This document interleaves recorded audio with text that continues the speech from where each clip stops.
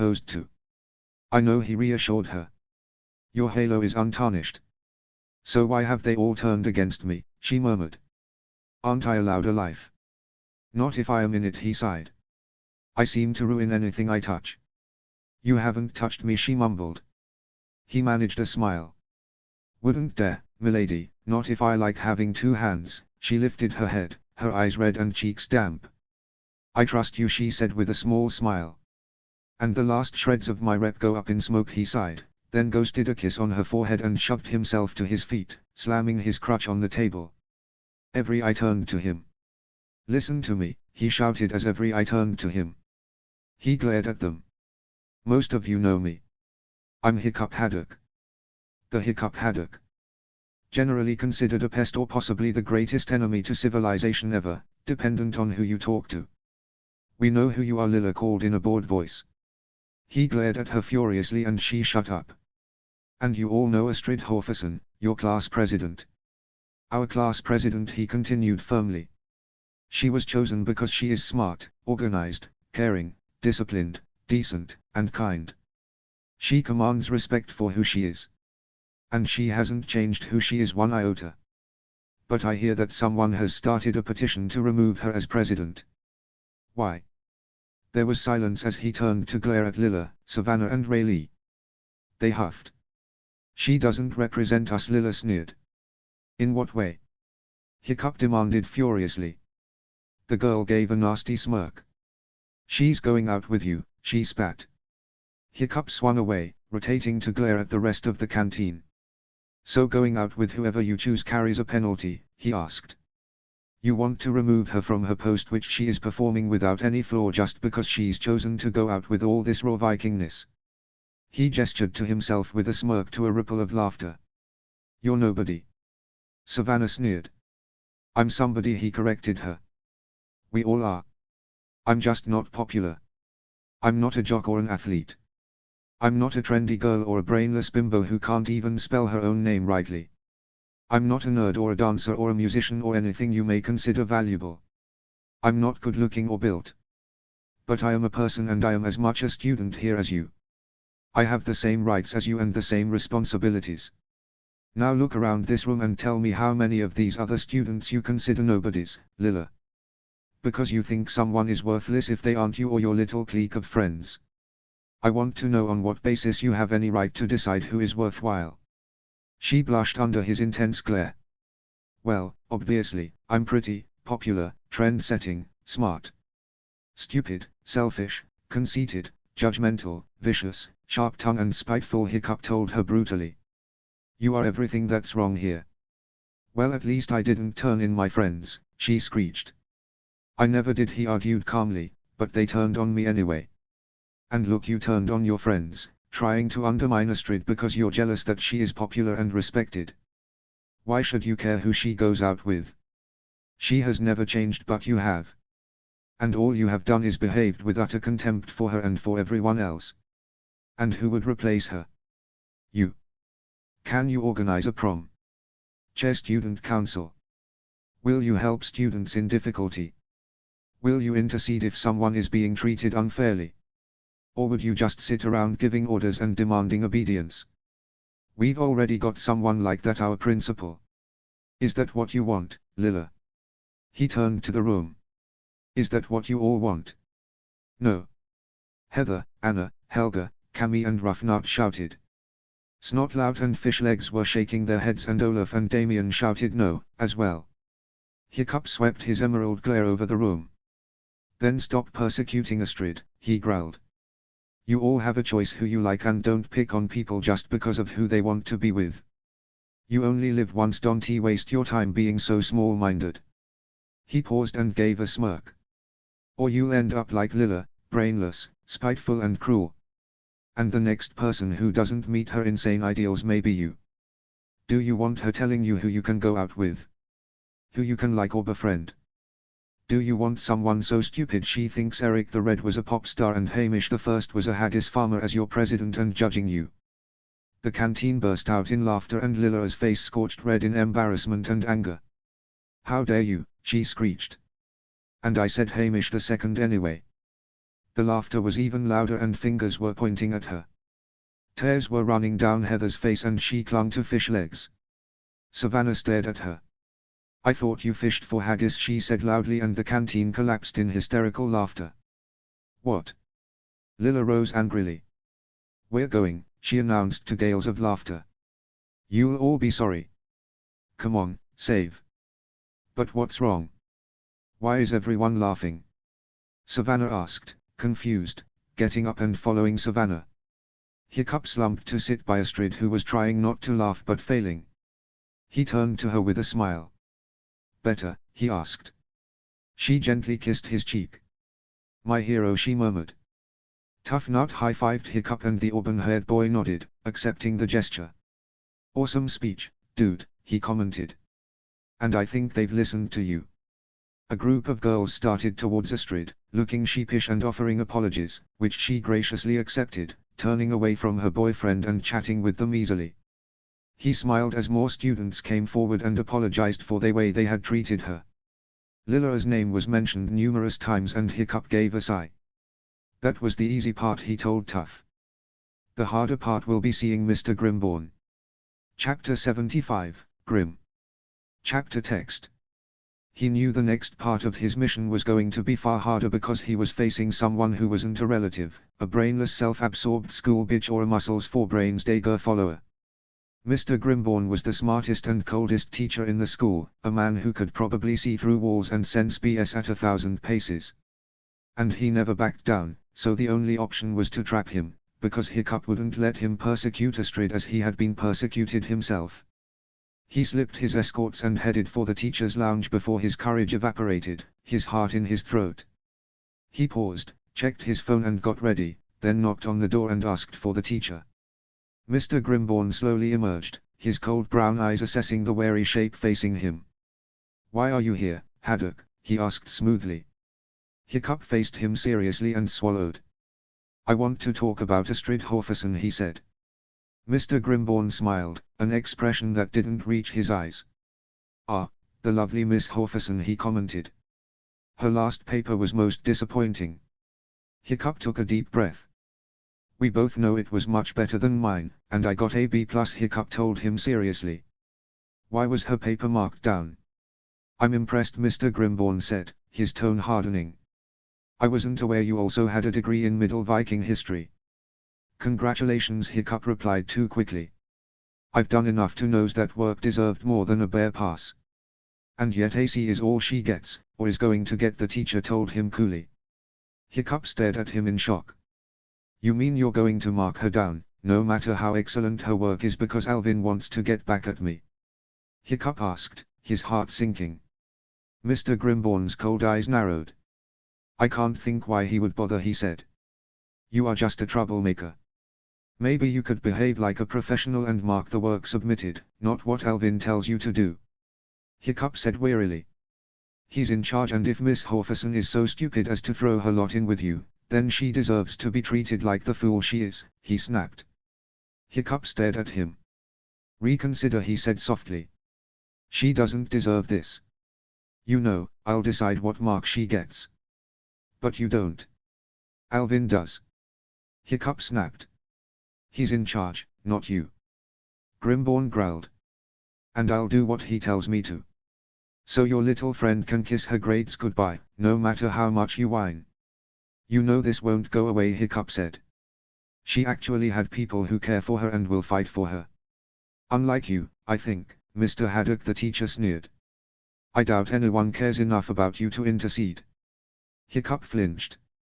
"You may be surprised," he murmured. "I doubt it, since Mr. Treacher had told me everything." Grimborn sneered. Hiccup backed up. "You worthless little ragamuffin. You should have starved on the streets, but someone took you in. You were insubordinate to your stepfather, but I won't tolerate this insubordination.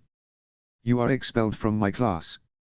"This is wrong," Hiccup replied, his voice toneless. "Well, who can you appeal to? Your stepfather wants you and your girlfriend to suffer, so no one is going to listen."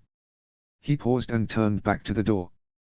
"And tell Miss Horferson now she's expelled as well." "No," Hiccup blurted out. You can't do that. She's done nothing wrong. Please, punish me all you want, she doesn't even know I'm here, but please don't expel her from your class. There was a pause and Mr. Grimborn turned back with a triumphant half-smile. Well then, this is your fault for interfering, he sneered. I'll leave you to explain that you're the reason she's been kicked out of my class. Now, I must be going, I have classes. And the door slammed behind him. Hiccup stared, almost unable to breathe for anger and hatred and utter despair. All he had done was harm Astrid, and she would rightly blame him for what had happened. How could he fix this? Who could help him? Fishbone. His blood ran cold and he slowly turned to see Savage, Dog's Breath, Thuggery and Maggots behind him. He had slipped his escorts to see Mr. Grimborn and now he was isolated. He backed up a step. Hey, guys, he said with forced brightness. Dog, that nose is healing up great. Savage, the eyes gone down good and Thuggery. A fist crunched into his middle and he almost fell, but Savage and Maggots grabbed his arms while the others took his crutches. This time you aren't getting away, Thuggery said menacingly. We've got somewhere where we won't be disturbed, and we can have that chat. Helpless, knowing he was alone and that he could scream blue murder without a single teacher coming to help him, Hiccup struggled without hope. Guys, please, you don't have to do this, he begged.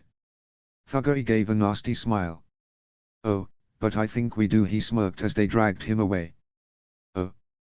The door slammed, the turn of the key, a quieter sound followed by the muffled echo of steps as they left the room. Locked in, battered and trembling in pain, Hiccup stared at the door and gently pressed his hand against it. It was firm. Avoiding thinking about what had just happened, about how badly it had gone, he fumbled for his phone, seeing the screen riven by a crack. Thor, just for once, please help, he muttered and gently unlocked the phone. The screen lit and he gave a shuddering sigh of relief. He switched off the voice note and stared at it for a long moment, then sent it to Astrid, Fishlegs, and Martin. His hand was trembling with pain as he hit send. Then he switched to messaging. They got me. Locked in maintenance closet, 2nd floor. Help. He stared at the words for a long moment until the screen dimmed and then his thumb hit send. They would all get the notification, but they had classes, he had no idea if anyone would come. And there was one more message he sent to Heather and Snotlout before his battery died. Dog after Astrid. She's in danger. Don't leave her alone. Oh. Astrid was in study hall when her phone vibrated and she smiled, seeing a message from Hiccup. There was a voice note attachment and she slipped her earbuds in and clicked play. She froze as she heard Hiccup's encounter with Mr. Grimborn and the disastrous outcome. Her lips lifted in a smile as she heard his plea and she sighed at the rejection, knowing her father would fight for her rights and get the ban overturned. But then she froze as she heard him ambushed, heard the blow and him being dragged away, and then she was frozen and unable to stop herself as she listened to the rest. Unable to move, unable to switch it off, she heard everything: blows, kicks, punches, threats, and screams. She stared blankly forward, tears sliding down her cheeks until the memo finally ended. She stared down, looking at the puddle of tears pooled by the phone, and then gently pulled her earbuds out. She swiped her face dry and grabbed the phone, texting Heather as she threw her books into her bag. Hiccup in trouble. Meet me 2nd floor. She rose and dashed from the room, heading for the stairs, but Heather and Snotlout met her on the way and stopped her, dragging her beside the lockers and restraining her until the others could arrive. Let me go. He's in trouble, she hissed. I know, Snotlout told her sternly, but he warned us as well. They're after you, Astrid. I heard, she said angrily. I heard everything that happened. We have to rescue him. I'm coming, she said determinedly. Oh no, you're not, Snotlout said flatly. He's hurt, she argued desperately. And you getting hurt won't help, Fishlegs told her, arriving. I'm going, she insisted. Snotlout paused and looked round the others. Astrid, you're with me, he said decisively. Heather, you're with Fishlegs. Ruff, try to keep tough in line, can you? And Cammy, go with Irette. Ah, can't I? No, Ruff. Snotlout said with a sigh. Come on and stick together. Without a word, they all sped up the stairs in search of their friend. Oh. Hiccup had drifted into a painful stupor, curled in the closet, his phone cradled against his chest. Everything hurt, his broken leg most of all, and he was worried they had broken it again, or worse. Here, alone in the dark, he didn't need his mask. He didn't need to be sarcastic or brave or sulky, he could be who he was under his brave facade. He could be the boy who had a dead father, rejected by his mother, abused by his stepfather, beaten up by his former friends at school, and afraid for himself and the girl he loved. He felt alone and powerless and scared. He grimaced and changed his position slightly, then heard steps enter the room. He stiffened in fear that it could be Savage and the others, but if it was his friends, he needed to let them know where he was, that he needed help. And he had to take the chance. He pulled his right leg back and kicked the door, then again, and again. The steps closed and Hiccup banged his fist against the door. He screwed his eyes closed, praying to Thor that he would be rescued, that just for once he wouldn't be thrown to the wolves to cope alone. That his friends would come and he might feel safe. There was the mumbling of voices, and then the click of the key turning. The door wrenched open. A blonde shape leaned over Hiccup and he blinked, his eyes screwed up against the sudden light. "As Astrid," he croaked, squinting. "He's here," a voice said. Hiccup blinked and shielded his eyes, relief and disappointment mingling in his chest. "See Cammy," he groaned. A tall shape leaned over him. "He's a mess," Irette said. "Love you too." Hiccup croaked. "Is Astrid safe?" Irette leaned forward, handing the crutches to the girl, then grabbing Hiccup and hauling the battered boy up. His legs buckled and the footballer braced him, holding him up. "Fine, she's with snot," he assured Hiccup. The auburn head sagged. "This can't go on," Cammy said seriously, and Hiccup gave a dry, painful laugh, wincing as he moved. Irette's arm tightened around him. "No, it can't," he said slowly, taking a small, limping step. "I need the hospital, leg." He paused. "And then I end it." Chapter 76, Fighting Back. Notes. See the end of the chapter for notes. Chapter text. Astrid sprinted through the hallway of the hospital, her eyes fixed on the signs for the emergency department. Hiccup had passed out and Irette and Cammy had driven the boy straight here, leaving Astrid, Fishlegs, Heather and the twins to travel with Snotlout. Even in his SUV, it had been a game of sardines. She had phoned her parents and her mom had promised to meet them at the hospital, but her dad was in work. But the recording she had heard rolled around in her memory and she accelerated until she reached the door of the department and halted, panting, at the department. "Hiccup, Haddock." She gasped. The nurse on the desk indicated to a cubicle and the girl nodded thanks and sped over, pausing and timidly peeking round the curtain. The familiar shape was lying on the trolley, an ID band on his wrist and a standard hospital gown on. He turned his face to her for a second and then he turned away, trying to shift onto his side, away from her. Astrid froze for a long second, because he looked so beaten, and so ashamed. And then she swooped forward, grabbing his hand that was still smeared with his blood, pulling him back to face her, her azure eyes filled with pity and concern. "Hiccup, oh, thank the gods," she whispered and flung her arms around him. He stiffened for a long moment, and then she felt his arms close around her and his face bury in her neck. "Milady," came the murmured greeting. "I was so worried." She lifted her head to stare at the boy and saw his emerald eyes dark with pain. "I heard," she said softly, and he closed his eyes, wincing. There was a long silence. Then, "Sorry," he breathed. "But I wanted to let you know where I was, not thinking too clearly." He ghosted a smile. "Pain and concussion, I think." She stared at him. "You went to see Mr. Grimborn about my C," she told him. He nodded slightly. Yeah, didn't completely go to plan."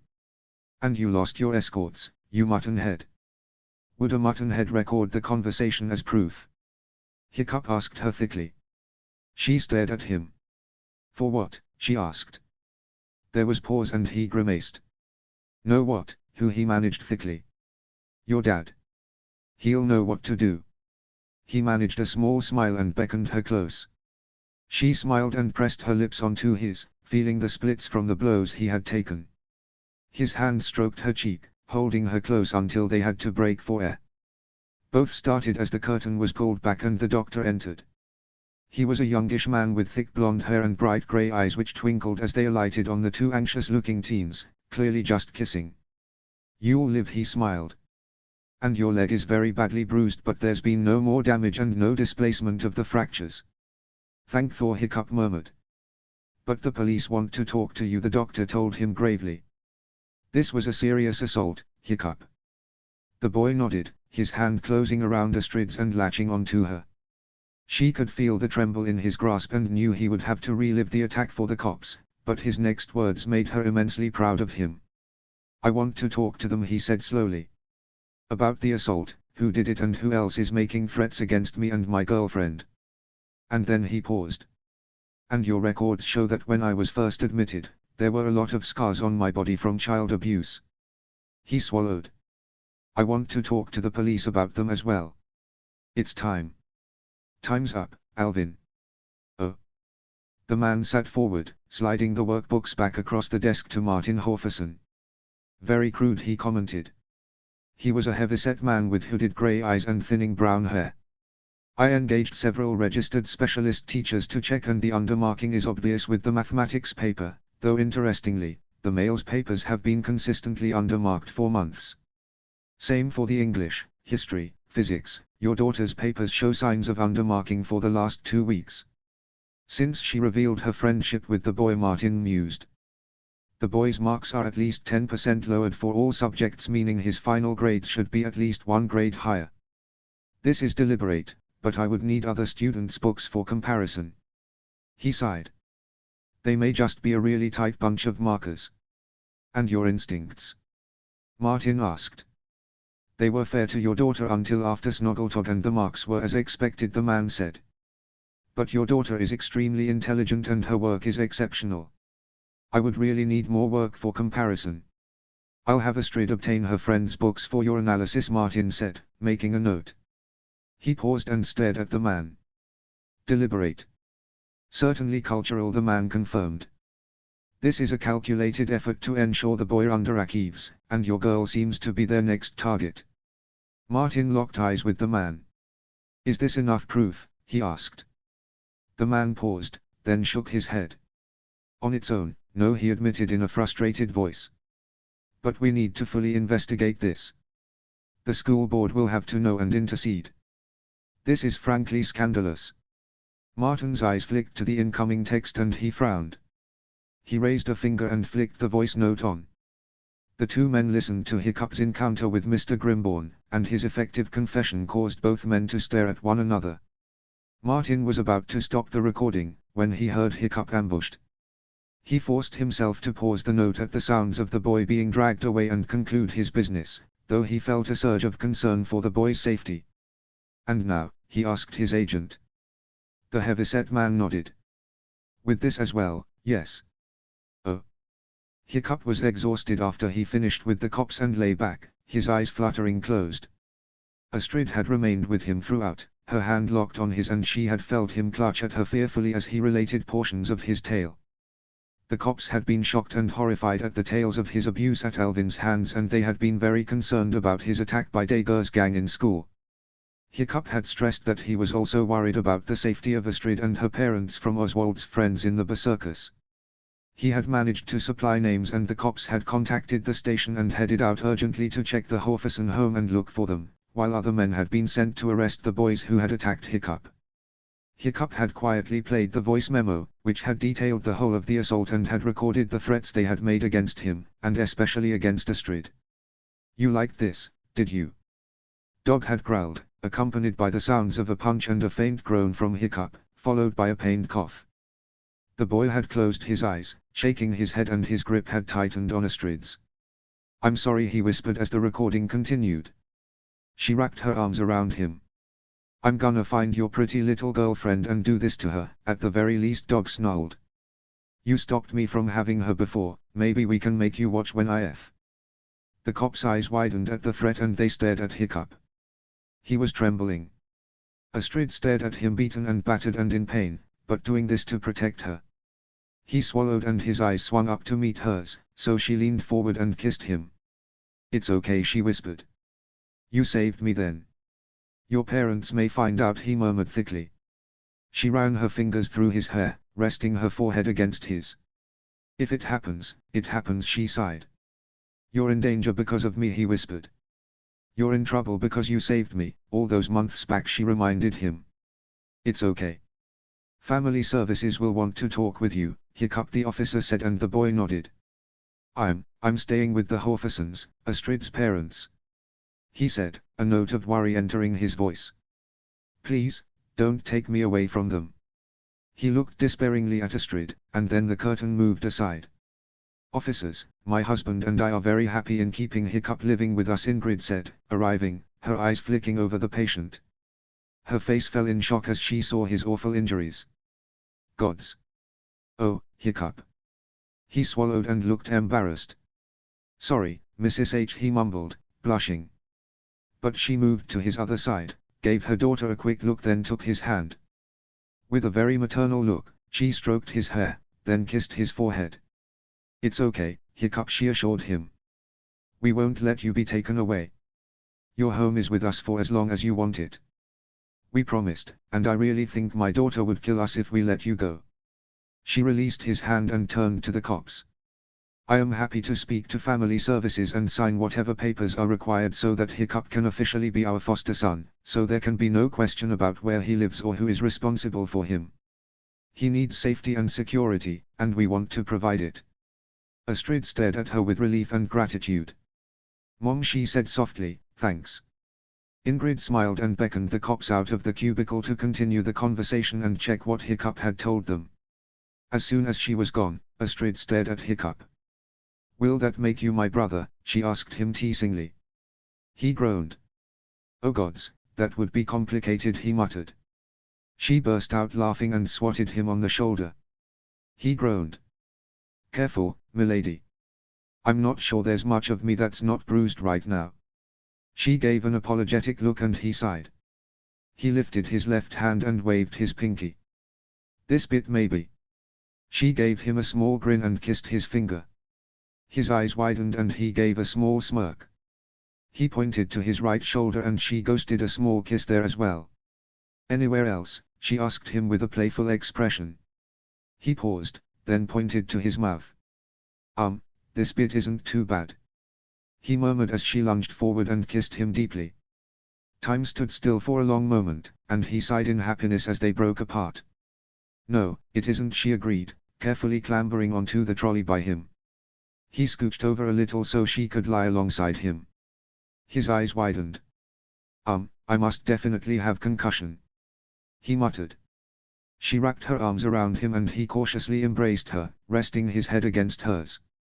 Shut up and hug me, she told him, snuggling closer. He closed his eyes, finally feeling safe. Yes, milady. Notes. /N. Yes, I am aware there are probably regulations about this sort of thing in foster care situations, but in fictional Burke, not so quite much. Give the boy a break. Chapter 77, Lies. Chapter text. Hiccup was released after 2 days when the hospital staff were satisfied he hadn't got a bad concussion or suffered any serious injuries. Snotlout had driven him home again, genuinely contrite that Hiccup had been injured on his watch. No matter that Hiccup had deliberately slipped his escorts to speak with Mr. Grimborn, Snotlout felt responsible that the other boy had been harmed when Snotlout had promised to protect him. It made both Hiccup and Astrid look at the football captain in a new light. Heather, Cammy and Ruff were waiting for them at Astrid's house, bursting with news. Hiccup limped in on his crutches, maneuvering over to the couch and lowering his battered shape into place. Astrid snuggled at his side, her hand twined with his. Snotlout and the girls arranged themselves around the room while Ingrid brought them all sodas. The previous day, Ingrid and Martin had been interviewed by Family Services and signed the forms to officially take custody of Hiccup as his foster parents.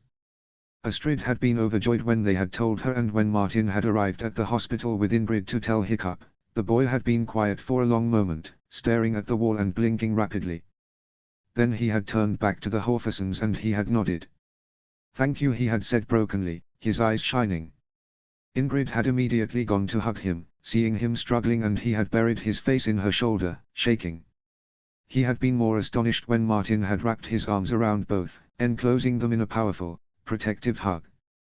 Hiccup had stiffened for a moment, then allowed himself to relax in the embrace of two parents, neither of whom was his but both of which had stepped up to job when he needed them most. "Thanks," he whispered. "Hey, Megard," to Hiccup. Cammy called with a grin and he snapped back to the present. His emerald eyes sparkled. "Right here, Camilla," he replied cheekily. She threw a cushion at him. "Okay, girls spill." Astrid cut in, forestalling a cushion fight. "While I know you guys are all pleased to see Hiccup, Ruff looks like she's going to explode with excitement, so there has to be some serious news." "And then some," Heather told her, her eyes sparkling. "The biggest is, Mr. Treacher has been suspended." "What?" Astrid gasped. Hiccup flinched, his eyes widening. "Really?" he murmured. "Yeah, it was all hushed up, which is why everyone knows," Ruff burst in. "Bullying and child abuse." Astrid's head snapped round and looked at Hiccup. His green eyes flicked up and he nodded. The others stared. "Wait, you mean?"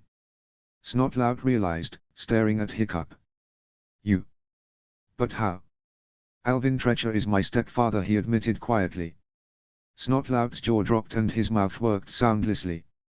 "He's been abusing me since he married my mom, 4 years ago." The room fell silent. Did he, touch you?" Snotlout said at length, saying what everyone was thinking. Hiccup sighed and shook his head. "Thank the gods, no," he admitted. "He just got his rocks off slapping me, burning me, hitting me." He stared at his hands, falling silent. Astrid grasped his hand, her fingers sliding between his, and he curled his fingers around her hand, lifting his eyes with a pained smile. "That time, after Ast kissed you in the canteen, when he took you out, he hit you then, didn't he?" Cammy asked him. He nodded. "You came back with a split lip and a slapped cheek." "Though why no one ever asked beats me," he sighed. "Because they all did," as he told Heather added. "And they were all in on it. The school board are involved because of grading irregularities." Astrid's eyes popped wide. "I guess it's to do with all our workbooks you got us to give to your dad. Mr. Grimborn has been suspended as well." "I guess everyone is currently out of Viking history," Hiccup murmured dryly. "Result," Ruff announced. "Ruff, you don't even take Viking history," Astrid pointed out. The girl's eyes widened and she sighed. "Nuts," she commented. Snotlout shook his head. "Savage, Thuggery, Dog's Breath and Maggots are all suspended and have been arrested," he added. "That's 3 members of the team down, which is really gonna affect our chances in the Archipelago Cup." "Snot. There are more important things going on here than football," Heather told him off. "Sorry, babe, what did you just say?" he asked in astonishment. "I'm not your babe, I am Fishlegs's," she shot back. "And we're talking about people who beat up Hiccup and tried to force him to drop charges against Dager, who tried to kill him. And who were threatening to attack Astrid as well." Ruff snapped. He sighed. "Okay," he admitted, "but with Dager, Savage and Thuggery gone, our team is a lot weaker. So you guys will just have to step up," Astrid told him with a smile. "And the cheerleaders will be behind you all the way." Snotlout sighed. "I guess it will just be down to me again," he said dramatically. "Meathead again next week. If we get a result, we'll be in the final. If not, playoffs against the hysterical Warriors." He paused and grinned. "And when you say it like that, Thor, it sounds lame." Everyone laughed and Astrid felt Hiccup lean against her, his warmth leaching into her body. She snuggled against his shoulder and an arm gently wrapped around her. The girls and Snotlout remained for another hour, joking and discussing the upcoming match and what had happened in school before they left, leaving the 2 teens alone. Hiccup turned his head to look at Astrid, emerald eyes meeting azure as he sighed. "You didn't tell them," he told her gently. She shook her head. "They didn't need to know that the cops caught the berserkers at the end of the block, planning to burn the house down," she murmured softly. "I really thought your parents would have asked family services to take me away because I endanger you," he murmured. "That was why I was so surprised when they came to tell me they had agreed to keep me." She smiled at him, seeing the anxiety in his bruised features. There was an issue, she reminded him. The fact we're going out. They were pretty worried because it's against the rules, though Mom did point out that actually they are only fostering you for about 6 weeks. Because fostering ends at age 18 when I am technically an adult, he sighed. Yeah, and after that I'm supposed to be on my own. So they looked at your case and all the circumstances, your injuries and who had been abusing you, and made an exception, because they felt it would cruel to move you from somewhere you were safe and settled for just a few weeks. She smiled. He looked deeply into her eyes. You know I can never thank you enough, he said seriously. Babe, you're never getting away from me, she said earnestly, and he gave a small smile. Okay, scary stalker girlfriend act. He teased her and she swatted his shoulder again. Ow. He whined pathetically as the doorbell rang. I'll get it. Ingrid called and walked to the door, guessing it was another one of Astrid's friends. But what she wasn't expecting was the tall, slender shape in a warm coat, her grey-streaked auburn hair in long braids and emerald eyes cold. Valka Trecha stared at the blonde woman and gave an imperious look. I wish to speak with my son, she said coldly. Ingrid stood back and gestured. You'd better come in, she said, glancing through the door to see the neat Toyota car parked on the drive, the huge dark-haired shape of Mr. Trecha in the driver's seat. She immediately knew what this was about as she firmly closed the door and showed the woman into the sitting room. Valka stared down at the shape of her son, battered and beaten with his leg still in the soft cast from the accident, a beautiful blonde girl leaning against him, her blue eyes sparkling with humor. Hiccup glanced up and his green eyes widened in utter shock. Mom, he gasped, scrambling to try to get to his feet. Mom, oh, thank Thor you've come. I am very disappointed in you, Hiccup, she snapped. He froze. What, he mumbled. Valka glared at him. Your vicious lies are harming a good man, she told him. Hiccup stiffened, and then gave a bitter laugh. Alvin. Good, he choked out. Mom, please. I never thought you would stoop so low, lying about him. She sneered, then gestured at Astrid. But I supposed you made up these lies to impress your new girlfriend. Hiccup glanced at Astrid, seeing her eyes widen and open her mouth to hotly defend him. He shook his head. What am I supposed to have lied about, Mom? He asked quietly, his voice wary. He was searching her face for any signs she cared for him, any concern for his current state. This fantasy about Alvin hurting you. Valka snapped. Honestly, I know you didn't like him disciplining you, but you were such a stubborn, defiant and rude boy that as your father he had every right to. No, he didn't, Hiccup said tonelessly. He's not my father. He had no right to slap me whenever I refused to tell him what my friends were talking about, or tell him where I was every hour of the day. He had no right to whip me with his belt. He had no right to haul me into the yard and beat the crap out of me. He had no right to put his cigars out on my arms just because he liked seeing me whimper in pain. She stared at him. Those are just lies, she said. Hiccup levered himself up, dragging his sleeves up to reveal the burns.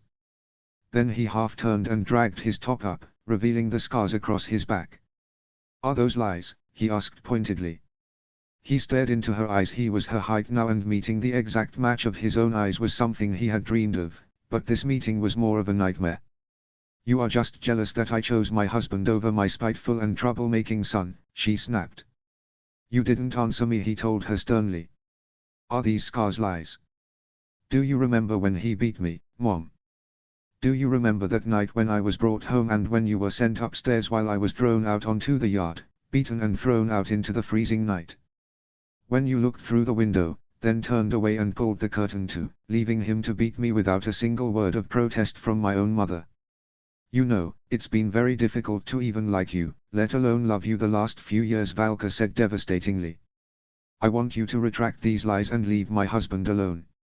Mom, you don't have to do this, Hiccup said, his voice urgent. You can get away from him. Stay here, we can live together, away from him, I can get a job and... What are you talking about? She asked him in shock.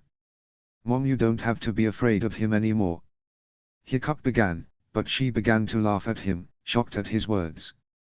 Don't be so ridiculous, she told him scornfully. I love my husband. I am with him because I want to be with him. chose to leave. No choice since I was thrown out. Hiccup said sharply. My mother and the man she married rejected me. He threw me out and you told me you didn't want me back.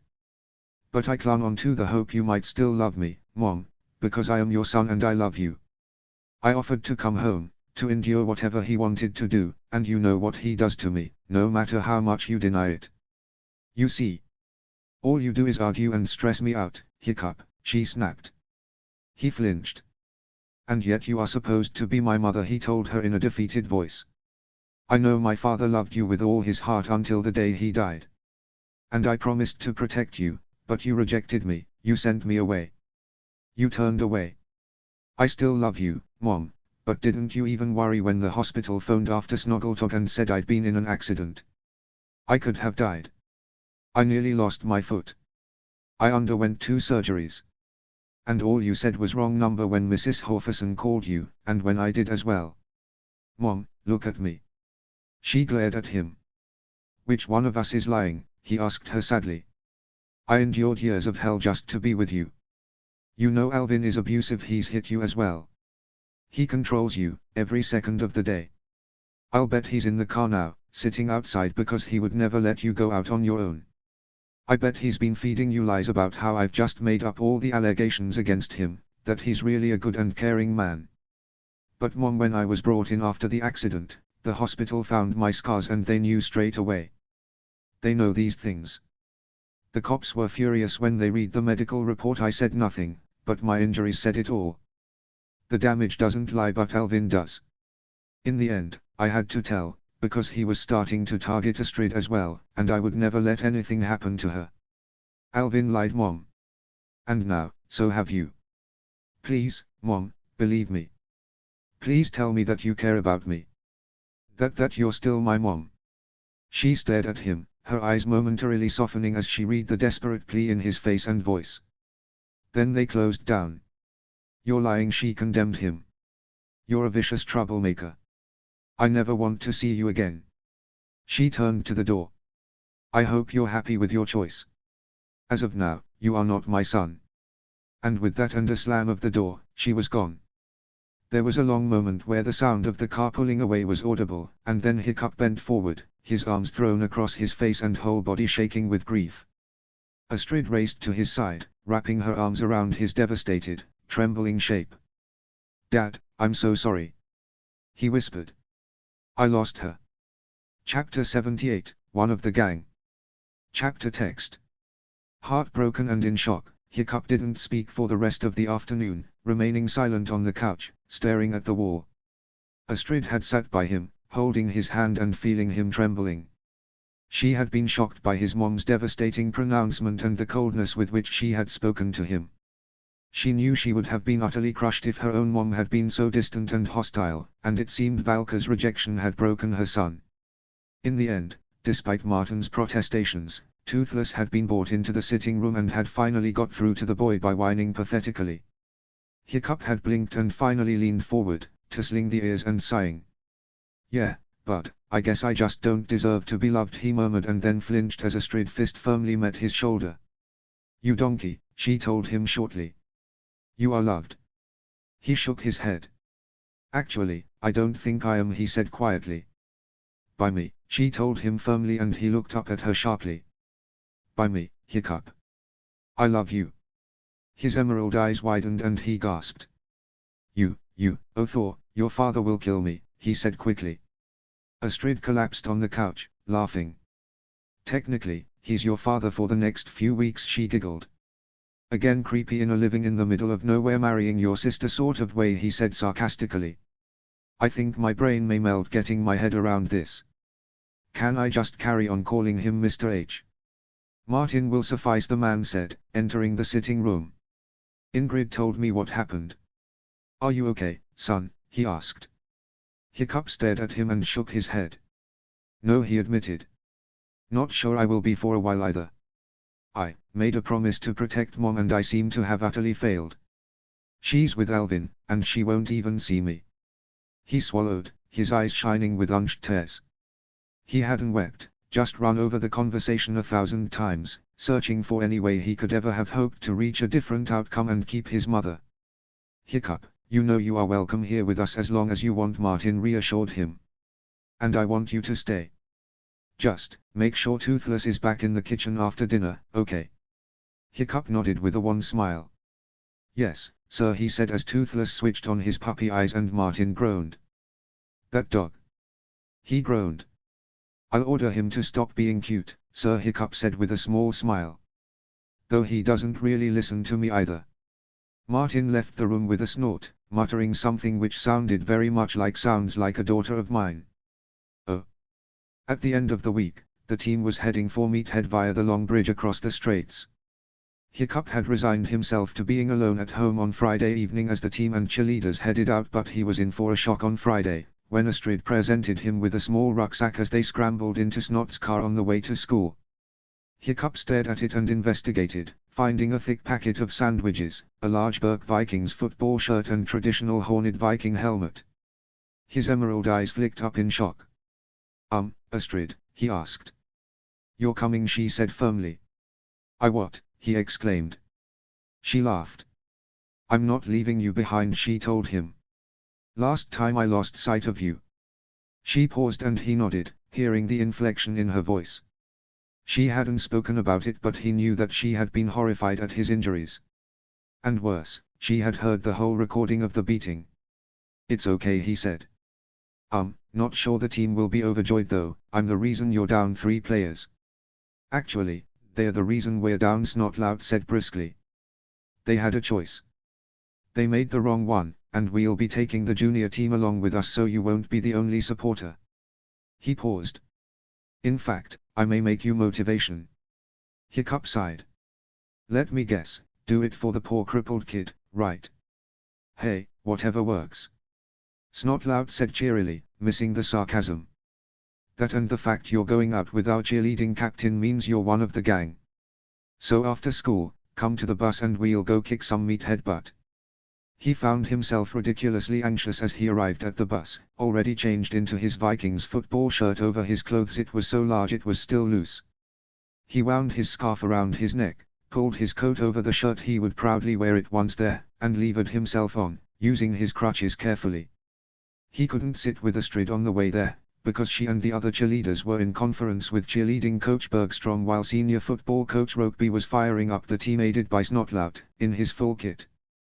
The juniors who were acting as reserves were clustered round the team, while Hiccup found himself sitting at the front with Gustav. The younger boy turned his bright grey eyes on the skinny senior and appraised him thoughtfully. So, Astrid Horferson, hey, he began with overconfident and unwarranted familiarity. What's she like? Is she hot? Hiccup stared at the younger boy for a long moment. I'm not answering that because I choose life, he said with a straight face. And if you intimate I said anything, you will regret it. You don't scare me, Gustav said brashly. Hiccup leaned closer. I was called a pest for very good reasons, he murmured. You think Tough can prank? I can outprank him on my very worst day. Do you fancy something in your jock strap? Super glue. Deep heat. Sulfuric acid. Gustav gulped. Or maybe your water bottle, perhaps ecstasy. LSD. Gustav went pale and silent for about 10 miles. Then he piped up again. But still, why you? I mean, you're, and we're, and she's. He made gestures at the relevant people and Hiccup's eyebrow quirked up. There's a lot of adjectives missing from that sentence, he noted. But look at you. Gustav protested. I mean, you're a beanpole. And she's scorching. And every guy in the senior and junior teams would give a limb to go out with her, well, except Irette. Hiccup's ears pricked. Why Irette? He asked. Gustav leaned closer. Well, he's gay, isn't he? He said bluntly. Hiccup's eyes widened in shock. What? I never heard that, he spluttered. Does not know. Actually yes, but no one else, Gustav said, cheerily oblivious. It's a secret. In fact, I think he's got a thing for Tough. Hiccup's mind reeled and he felt a real wave of sympathy for Ruff. Is he asked faintly. Gustav shrugged. Not sure, he said. Maybe. But Irette went out with Savannah. Hiccup mumbled.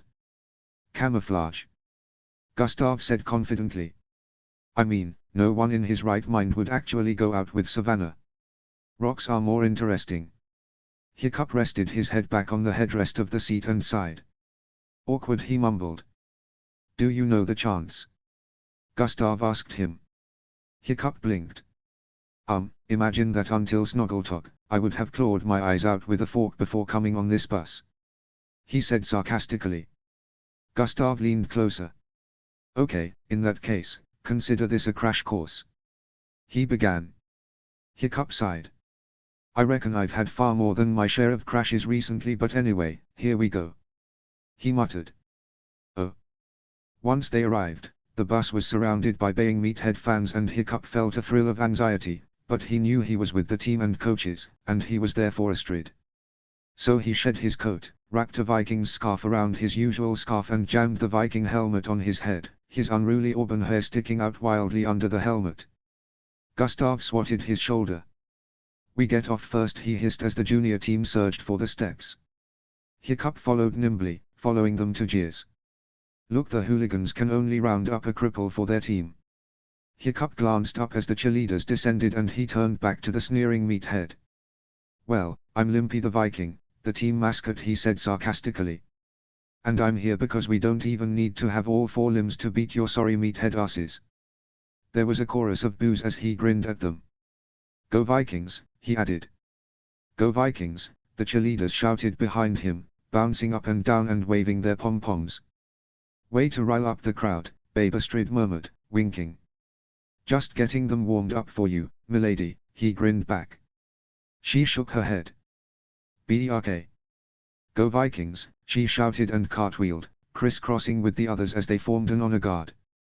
And then the team sped down the steps, led by Snotlout, his helmet under his arm.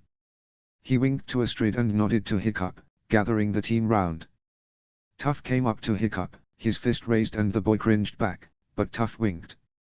Don't leave me hanging, man, he said cheerfully. Hiccup adjusted his crutches and tentatively fist bumped him. Cool, he murmured. Tuff winked. We'll do our part, Hick, you just keep shouting for us and backing up the cheerleaders, okay, he said.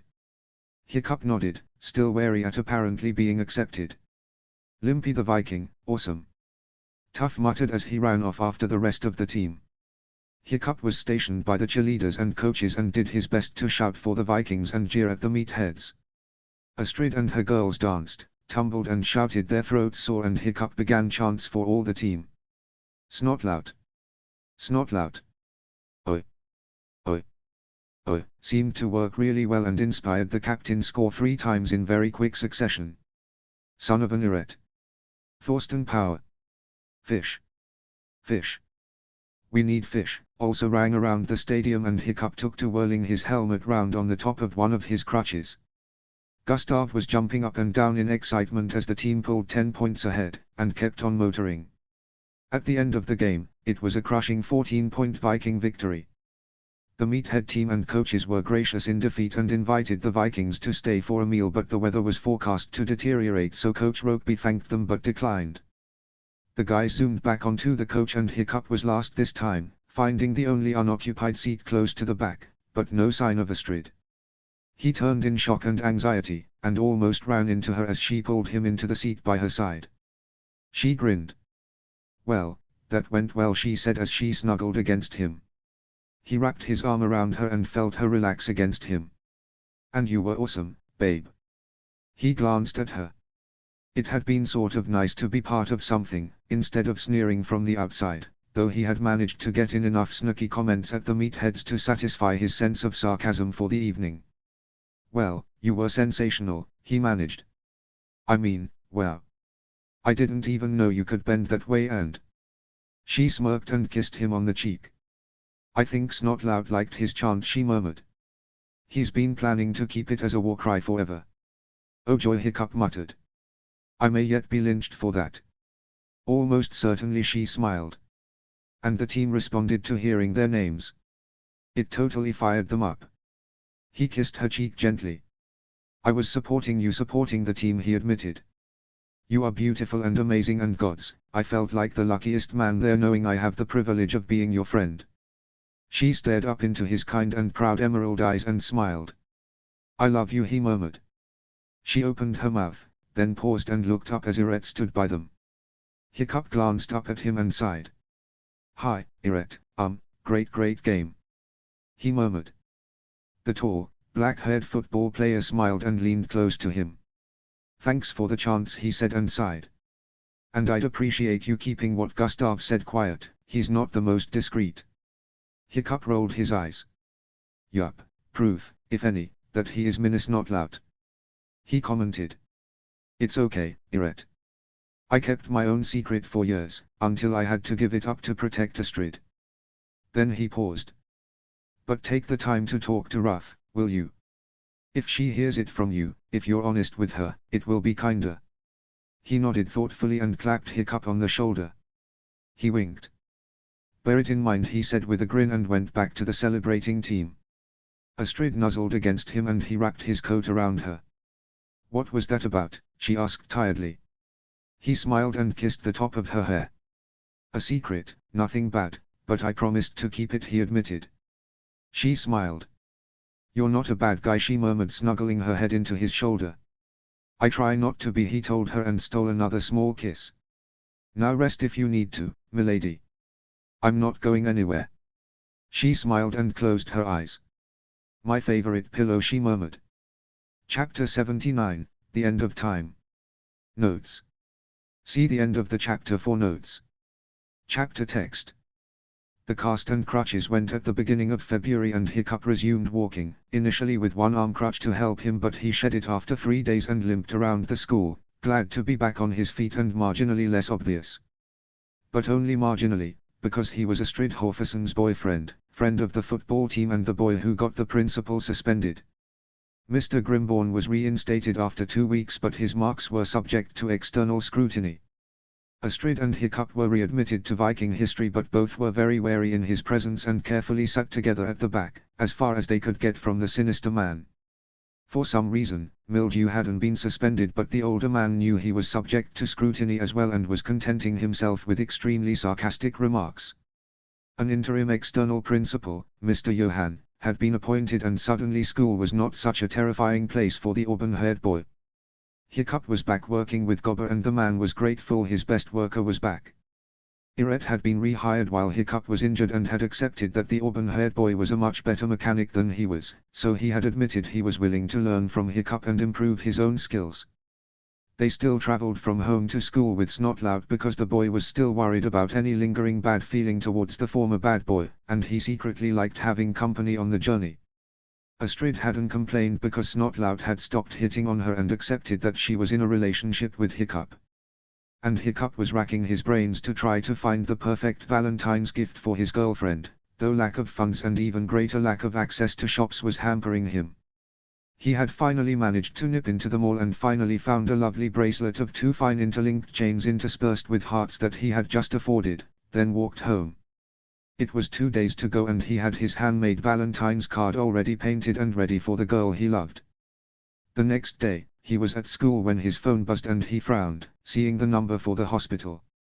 He glanced up, then dashed for the door. It was 2 minutes to the end of English and Mr. Larson had already told them their homework. Breathing hard, he thumbed the phone to accept the call and leaned against the wall outside the door. It was an unfamiliar woman's voice. Hiccup Haddock. He swallowed and nodded. Yeah, that's me, he replied, very wary. I am ringing on behalf of a Mrs. Valka Trecher. I believe she is your mother. He nodded dumbly, then realized she couldn't see him. Yeah, he managed. His heart was hammering in his chest and there was a horrible sick feeling tumbling in the pit of his stomach. It was suddenly very hard to breathe. I regret to tell you Mrs. Trecher is critically ill on the ICU. She is asking for you. He felt the world spinning. How is she? He asked, breathless. She is critically ill, the woman repeated. She doesn't have much time.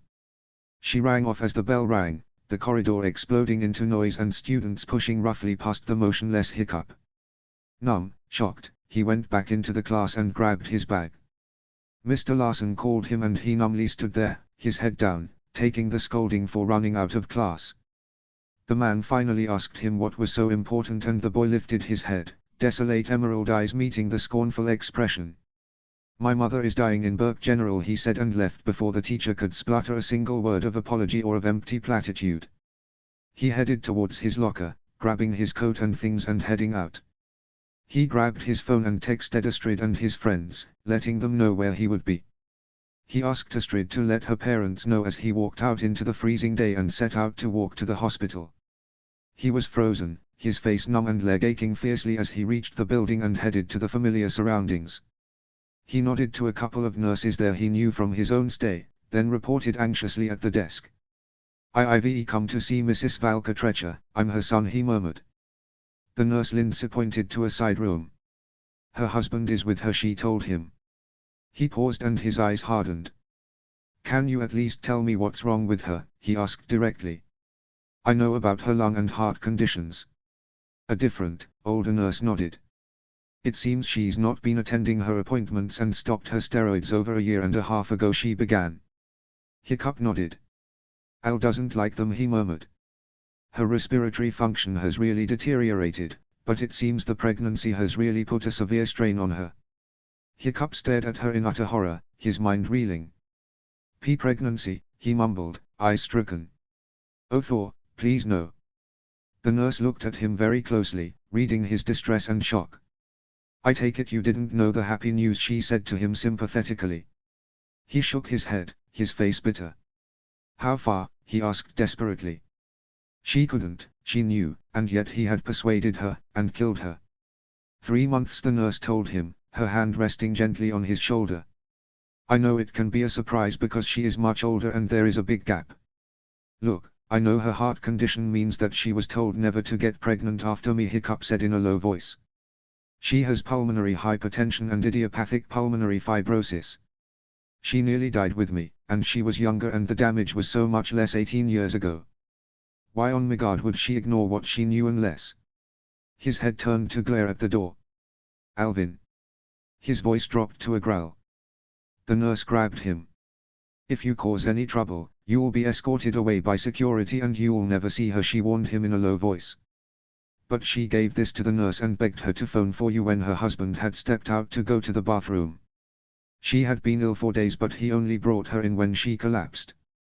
He spoke for her all the time and was very reluctant to let the doctors ask her any questions or run any tests. She paused and searched his face. "She's an abused spouse, isn't she?" Hiccup stared at the little drawing he had made of the former happy family and given to her at Thanksgiving, staring at the images of his parents as he had remembered them, and his cell number on the bottom. She hadn't called him before, she had denied him before, she had even disowned him when he had finally come clean about the abuse he had suffered, but she knew, there was no more time. She was dying, and she knew it. She needed him. He nodded. "I just want to see her," he said tonelessly. "I need to see her." "Well, she asked for you, and I'll come with you," the nurse offered. Her name was Godard, the same name as his favorite elementary school teacher, and he managed the flicker of a smile as she led him to the room. She gently opened the door to see the shape of Valka lying there, a mask delivering high doses of oxygen to her failing lungs, drips and medicines attached to both arms and a drip in her neck. The huge shape of Alvin was hunched at her side. He looked up and leapt to his feet as Hiccup appeared behind Nurse Godard. "Get him out of here," he shouted. "He ain't welcome here." Hiccup. Valka's voice was broken, almost inaudible, and Alvin turned on her in an instant. "We agreed you weren't to see him again," he snarled. She looked past him at the tall, lean shape of her only son, her eyes filling with relief. "I want my son," she said. Alvin glared at her. "You stupid cow," he shouted. "You think you can defy me? You'll be sorry." Good, Valka breathed, brave now she had nothing left to lose. "Now leave us." Alvin stormed out, casting Hiccup such a deeply menacing look that the boy cringed back, curling to protect his head from the man who had abused him for years. But the man swept past and the door slammed, leaving the boy and his mother. There was a long pause and she gathered herself. "I'm sorry," she breathed. He raced forward, flinging himself into the chair and burying his face on her hand. "Mom," he breathed raggedly, his shoulders shaking. "I'm so sorry, I should have tried harder, this was all my fault. Hiccup, how could this be your fault, she asked, her hand weakly stroking his hair as she always had when he had been younger.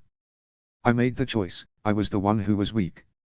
Oh no, Mom, he whispered, swiping tears from his face. I was weak, I see, couldn't he stick it out, Dad would have been ashamed. Her icy hand stroked his cheek, feeling the moisture. You were so brave, she murmured. So like your father. I still miss him, and you stayed with me until you were sent away. I was a coward because I chose him over you, I should have trusted you, Hiccup. No, I'm just a troublemaker, worthless. He mumbled, holding her hand against his face. Her lips were blue and she was struggling to speak. I am so proud of you, you'll be fine man, and I hope your girl will be there to look after you, because I won't be there. Don't say that, he said sharply. You'll beat this. You'll get better, and then we can get you away from Alvin, we can live together, I can support you, I'm not afraid of hard work, Mom, and I'll work every hour Odin sends to keep you safe and well. She blinked, her lips ghosting a smile. I am so proud, she murmured, beckoning him to kiss her. Her lips were icy. Would you have liked a brother or sister? He shook his head, quietly. I just wanted my mom. He said gently. I love you, she said haltingly. I love you, Stoic, I've missed you so much.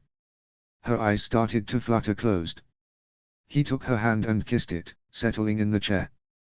You take a nap if you need one, Mom, he said gently. I'll be here for you. I'll always be here for you. Oh. The gang arrived a little later, frantically searching for their friend. Astrid and Heather went to the desk, asking where Hiccup was, but as they asked, he emerged from a side room, his head down. He was walking woodenly, his breathing ragged. Astrid stared at him, then cast Heather a warning glance. Slowly, she approached him as Heather made shushing gestures to the others. Hiccup didn't even notice when Astrid walked up to him until she gently stroked his arms. He blinked and lifted his face, his cheeks streaked with tears, eyes lost. Hiccup, she asked him. He swallowed then shook his head. They couldn't save her. He whispered. What? Astrid's face was utterly shocked. He swallowed to try to speak. She's dead, he managed before his words cracked into choking sobs. Astrid hugged him and he buried his face in her shoulder, his arms wrapping desperately around her. A hand stroked his tousled head as he clung to her. And her heart broke for him, because no matter what she had said and done to him, Hiccup had still loved his mom. And her loss had completely broken his heart. Notes. /N, I know there have been a lot of people very angry at Valka. In fact, her behavior is typical, but slightly exaggerated, for a woman victim in an abusive relationship. Alvin's behavior, controlling, always undermining and criticizing, limiting contact with outsiders, denying money or resources, cutting off from family, failing to allow her to attend hospital appointments, making the woman choose between new husband and existing children, is classic for emotional and psychological abuse. Valka's behavior, defensive, dependent, overloyal to her controlling husband, is also to be expected. She is as much a victim of Alvin as Hiccup. The conditions I gave Valka are very real, and pulmonary hypertension even in 2016 carries a 50% risk of dying in pregnancy. Chapter 80, Num.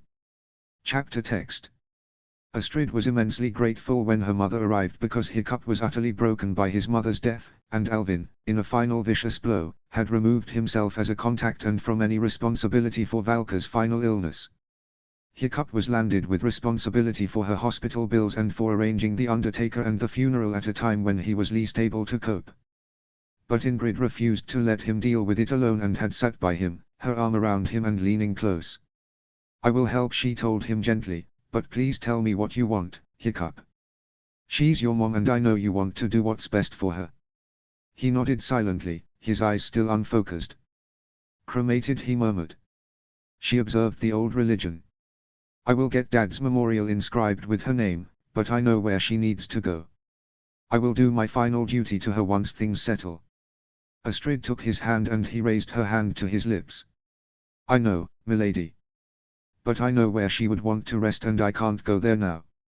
I need to wait until after school finishes. Whatever you say, "Babe," she said gently. "You wanna come home?" He lifted his head and a tear escaped, slowly trickling down his cheek. "I don't want to leave her alone," he whispered. "She'll be well cared for, I promise," Ingrid said gently. "And she's not here, she's with your father and safe." He nodded and bowed his head, shaking again. Astrid wrapped her arms around him and held him, looking up to meet her mother's warning look. Above all things, Astrid knew she was responsible for looking after the boy because he was at his most vulnerable now, and he needed the people who loved him around him to help him through. Oh. Astrid awoke the next morning, her head muzzy. Then she frowned. It was Valentine's Day and she had been looking forward to spending her first Valentine's with a boyfriend, but Hiccup's mother had died the previous day and she felt stupid and selfish for even considering such an inconsequential consideration. And even worse when she looked to her bedside table and saw a neatly wrapped package lying on a handmade envelope with Hiccup's slightly scruffy handwriting on the front.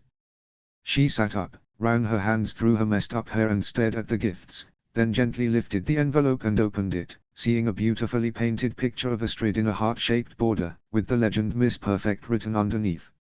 Inside, was the very simple message. "To me, you are perfect and I love you with all my heart, forever your bad boy H." She blinked, her eyes suddenly burning with tears. If Snotlout had written that, she would be scoffing at a cheap sentiment easily expressed, but this was Hiccup and he didn't say things he didn't mean. Especially to her. The words were a real declaration, so with a shaking hand, she lifted the package and found the little gold bracelet, shimmering on the red velvet cushion. Eyes wide, she lifted it up and put it on, lifting her head and grabbing her card and present and heading for his room, but when she entered, the bed was neatly made and the room was empty. She urgently dressed, braided her hair and raced downstairs, finding her parents in the kitchen.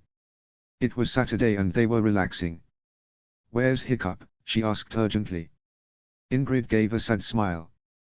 "He went out with Toothless about an hour ago," she said. "Though he looked as if he hadn't slept a wink." Astrid slumped into a chair and accepted the coffee she was given. I can't imagine how he must be feeling," she said hopelessly. "I know his mom sided with Alvin and disowned him only a few days ago, but he really loved her and he went through hell to try to protect her and stay with her. And it's almost like he lost her twice, once when she disowned him and again when she died." She sighed. "I'm really worried for him." "So am I," Ingrid admitted. One thing he always hung on to was that he hoped he could get his mom away from Mr. Treacher and they could live together, and her death has shattered that dream. Astrid sighed. "I'm going looking for him," she decided, grabbing some toast and heading to collect her coat and boots. Stormfly could do with a long walk. Martin rose and gave her a sudden hug. "Be kind to him," he said in a low voice. "He needs you." Astrid's eyes popped wide but her father gave a small smile. "I trust him not to hurt you. And I know he cares for you." She flashed him a smile and chased for the door, winding her scarf around her neck and jamming her woolen hat on as she exited. She swiftly collected Stormfly and the golden Berkhound eagerly trotted alongside her as they headed out. She didn't want to call him because she knew he wouldn't answer her and she suspected he needed to think. And she could hazard a good guess where he would head. With a sigh, she set off down the street and walked into town, knowing where she needed to go first. She eventually reached the forge and let herself in. Her head snapped round at some cursing. Gobber looked up from the back and sucked his pinched fingers. "I don't suppose you've seen your boyfriend," he said gruffly. She sighed and peeled her mittens off. "I doubt he's coming in today, Gobber," she sighed. "And he could Nahar told me," he grumped. She walked forward and shook her head, her eyes sad. "His mom died yesterday," she told him without preamble, knowing Gobber didn't do subtle. But he did do compassion and his big face folded into a sympathetic grimace. "The poor laddie," he murmured. "Gods, how?" Astrid sighed. I think her heart gave out. She was expecting a baby and had come off her meds some time ago. Apparently she was told never to have another child. Gobber nodded, scratching his big chin. Stoic spoke to me that they would ha loved another Ben, but that she would ha died, he admitted. And that Alvin persuaded her to ignore that. Astrid nodded. I think he blames himself, she admitted, her voice concerned. He told me he promised to protect his mom, but that he couldn't do that anymore because he was thrown out of his home and disowned. Gobber stared. What? He coughed. Astrid explained what had happened and the big mechanic sighed. Look, lassie, if he feels that bad, there's only one place he'll want to go, he told her bluntly. He'll go and talk to his father. Oh. The cemetery was pretty much deserted as Astrid walked Stormfly through the gates. Her grandparents and Uncle Finn were buried here, so she had visited fairly often, but she couldn't imagine having to visit a parent here. Sighing, she slipped the Doggerchu as she paced through the rows of monuments. Then she caught a glimpse of the auburn-haired shape sitting before the plain stone, a familiar three-legged black dog sitting loyally at his side. Quietly, Astrid walked to his side and knelt down by him, then sat back on her heels. Stormfly immediately went and sat by her friend, giving a little bark which Toothless happily returned. Hiccup sighed and looked at the stone. I just don't know what to say, he sighed, his voice hoarse. He looked dreadful, deep shadows under his dulled emerald eyes, his auburn hair wild and shoulders hunched. What do you want to say? She asked him softly. He cast her an exasperated look. I don't know, he repeated irritably. Her mitten found his hand. Say it to me, she said gently. He swallowed and looked at her. I am sorry, Dad, he said brokenly. I failed you. I promised to protect Mom, to keep her safe, but I wasn't strong enough. I wasn't brave enough or good enough. I let Alvin take her from me, I let him persuade her to stop her meds and ignore the doctors. Astrid stared into his shamed face, his downcast eyes. It's my fault she's dead, he whispered. She shook her head, pressing her hands to his icy cold cheeks and staring into the desolate emerald eyes.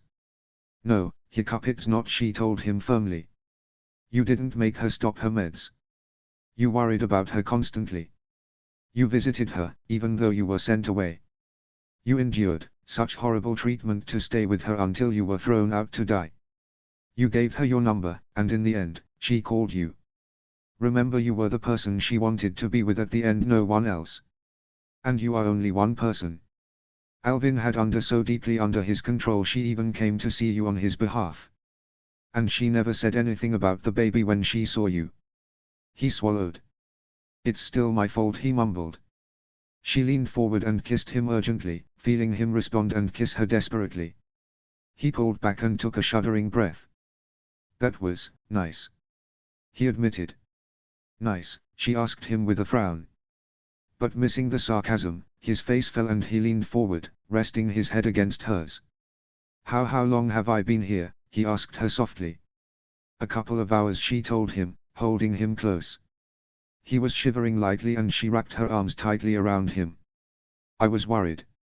He nuzzled into her shoulder. You know, it just hurts, he sighed, his voice wretched. I know she threw me out and cast me aside and told me I wasn't her son, but I loved her, and losing her, it just feels like a pain here. His hand gently pressed onto his chest.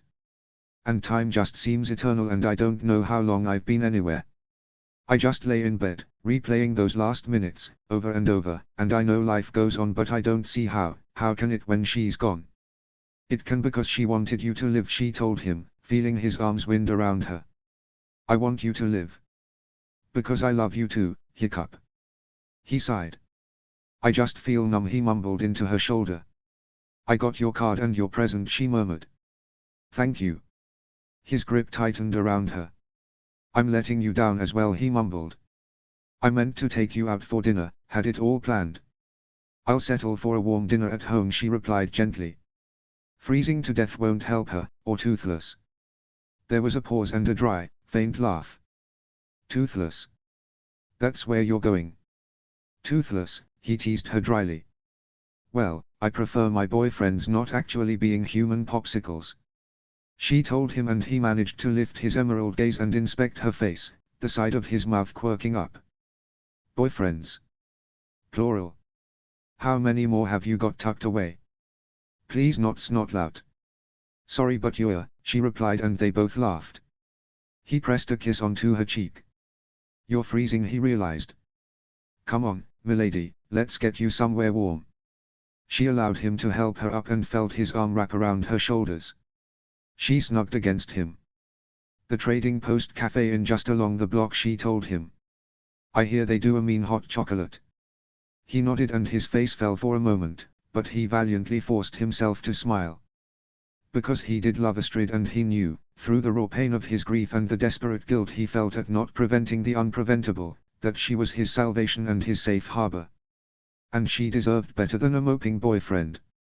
"Let's get you into the warmth," he said with a small smile, seeing Toothless switch on his big green puppy eyes. "I just hope they take dogs as well." Chapter 81, I Just Miss Her. Chapter text. The funeral was a small affair, held at the town crematorium and announced for 2 days in the Berg Post. Hiccup was attending, with the Horfusons and Gobber. Alvin had been invited as well, much to Hiccup's discomfort, but he had legally been Valka's husband and the boy knew he had to make the offer, though his stomach was in knots at the prospect of facing his abuser again. When they arrived, Valka's casket was already in position, carved from the pine of Berg, and the back row of the small room was full of the gang. Hiccup stared in shock, seeing Heather, Cammy, the twins, Snotlout, Irette, Fishlegs and even Gustav sitting there in various black pieces of clothing, though Gustav's black Metallica t-shirt possibly wasn't the most appropriate choice. Astrid frowned at the younger boy and he gulped, but the others nodded back. Under his coat, Hiccup was in a black shirt over his black jeans while Astrid was wearing a little black dress with black tights and heels. Gleaming around her neck was the Nada pendant and the Valentine bracelet glinted at her wrist. Her hand was determinedly twined with Hiccup's as she walked at his side, her parents following them. Gobber lumbered along in his best, though scruffy, black suit, his bald head bare in respect for Valka. The minister waited for 5 minutes after the appointed start time, but there was no sign of Valka's second husband, so he started the simple service, entreating the gods to look kindly on Valka, a wife, a mother, a sister, a friend. Finally, he invited the audience to stand forward to speak about the deceased. After a moment, Hiccup stood up, a tall lean shape in black that made his very faintly freckled skin look paler and emphasized the shadows under his dulled emerald eyes. He sighed and stood at the lectern, hands tightening on the wood as he faced the room. "My mother, Valka, was a special woman," he said slowly. "She met my dad when they were at college and my dad always told me that for him, it was love at first sight. Mom said something similar and they became inseparable, and they decided to build a life together. She supported Dad in the army and when he left to set up Dragon's Edge Travel. They built a good life together, and when I was born, their family was complete. She was a bright, loving mom who was full of fun and who always cared about her family. She wasn't physically strong, but Dad and I looked out for her, but when he died, we were suddenly left alone, without Dad, without any money, losing our home, and she found it so hard to cope. When she met Mr. Treacher, she fell for him and he promised to protect her." He paused and swallowed, his eyes finding Astrid's. She nodded and he spoke to her, as she had suggested when he had confessed that he was worried he wouldn't be able to manage the speech. But things weren't so great, and though she believed in him, he wasn't always kind and he certainly didn't do what he said. He was controlling and often angry, and she lost her smile and stopped being the mom I knew. I did my best to stop him hurting her, but it was very hard. He didn't want me there, ruining his family. When I was sent away from home, I tried to keep in touch, but she was too scared to defy him and speak to me. But in the end, when she knew she was dying, she wanted to talk to me. She never stopped missing Dad, and in the end, she wanted to be with him. I hope she is happy and at peace." He paused and blinked. "I love her and I miss her and one day, I hope." He bowed his head and stopped speaking. Astrid rose and walked to his side, taking his hand and smiling gently.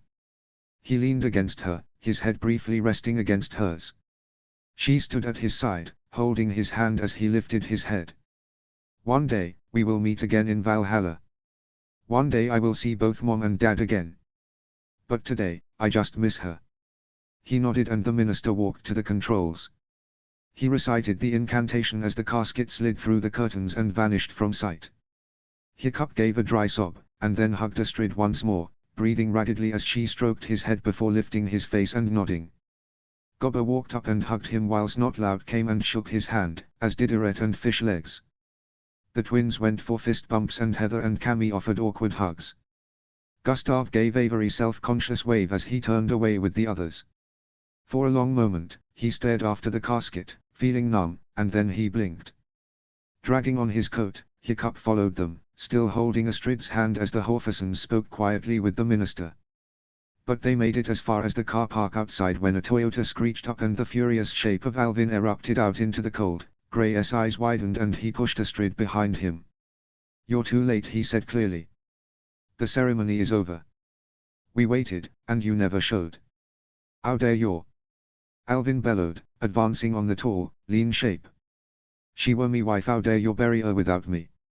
First, she's being cremated as per her wishes, and second, you absolved yourself of anything to do with it when you removed yourself as next of kin and left me to field all her bills and the cost of the funeral." Hiccup told him sharply. "We announced the funeral in the paper and I left messages on your answer phone. Not that you cared about Mom enough to even answer. She were me wife. I deserved her, ave me say." "I think you're making up for it now," Hiccup replied sarcastically. "I think your actions are saying everything everyone needs to know." Alvin lurched forward and his eyes widened, though he forced himself to remain standing between Alvin and Astrid. He was breathing hard. "You're a vicious little bastard," Alvin growled. "And your mother were nothing but a lazy, whining sponger. She took me money and ended up doing nothing but bringing her ungrateful son into the house and killing me baby and herself." There were gasps at the callous statement and Hiccup felt anger thicken his throat, but he forced his voice to remain even though very sarcastic. "Wow, glad to see your love only lasted as long as there was the prospect of claiming Dad's estate," he shot at the man. "You're little." Alvin roared and grabbed Hiccup by the arm, dragging the boy away from Astrid and cuffing him 3 times across the face. Hiccup curled up and tried to get his other arm up to protect his head as the principal lifted his fist and punched the boy to the ground, going down with a thud. Stunned, he curled away and cringed.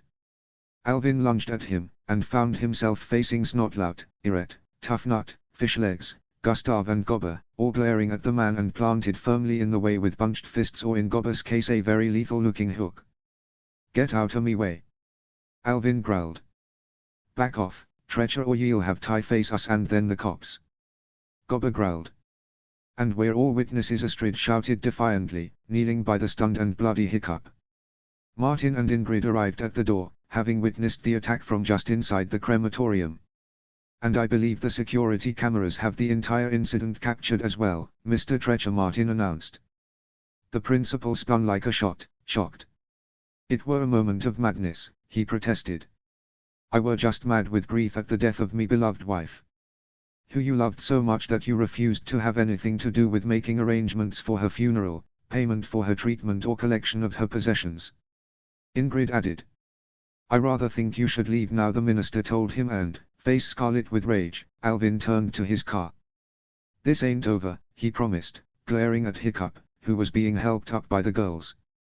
Tires screeched as he roared away, to a sigh of relief from almost everyone. Snotlout said what everyone was thinking. Wow, was he like that all the time at home? Hiccup shook his head and gently ghosted his hand over the welts on his cheek, feeling the skin already swelling with the bruise. "No. Sometimes he was actually angry and used just kick the crap out of me," he managed shakily, though he was worse when he was cold and in control. "Then I knew he would plan something especial horrible." He visibly shook himself, feeling Astrid wrap her arms around him. Thank you all. That meant a lot to me." "Friends stick together," Fishlegs told him with a small smile. "And you needed us. One day, we may need your help." "That's how it goes," Irette admitted. "Though if you help my sister, you automatically have to help me," the same Tough told him. "We're twins, that how it works." "No it doesn't," Cammy told him. "Hey, it was worth a try," Tough grinned. "Are you okay?" Astrid asked Hiccup softly, and he nodded absently, breathing hard as Astrid's parents walked up. He was shocked when Ingrid hugged him fiercely and Martin grasped his hand firmly. The man had seen how the boy had pushed his daughter behind him to protect her. "Hiccup." Ingrid breathed and he gulped.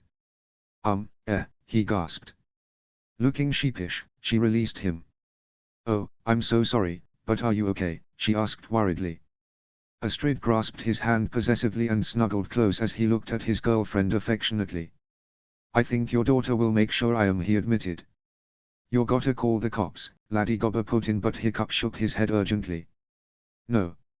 I have had more than enough dealings with them recently," Hiccup said stubbornly. And you heard him. He'll claim he was grief-stricken and that I annoyed him. They'd just caution him. Hey, we won't allow that. Snotlout protested. Son, I will still forward the video to the police, the minister said calmly. I cannot allow such behavior in this place. Giving a shrug, Hiccup sighed. Whatever you feel is right, sir, he said heavily as they headed back to the car. The Horfusons had hired out the Mead Hall restaurant for the funeral feast, an old Viking tradition that combined a wake and good meal out, where everyone celebrated the life of the deceased. Astrid sat in the back with Hiccup, feeling his fingers idly stroke hers as he stared straight ahead. She could tell he was very distracted. Hiccup. Babe. What's on your mind? She asked gently. He managed a one-shouldered shrug, eyes swinging round to look into her worried face. They all saw, he murmured softly. They saw how weak, how helpless I was. His tone was savage. How useless. Oh no, babe, Astrid said urgently, half turning to face him and gripping his hands in hers.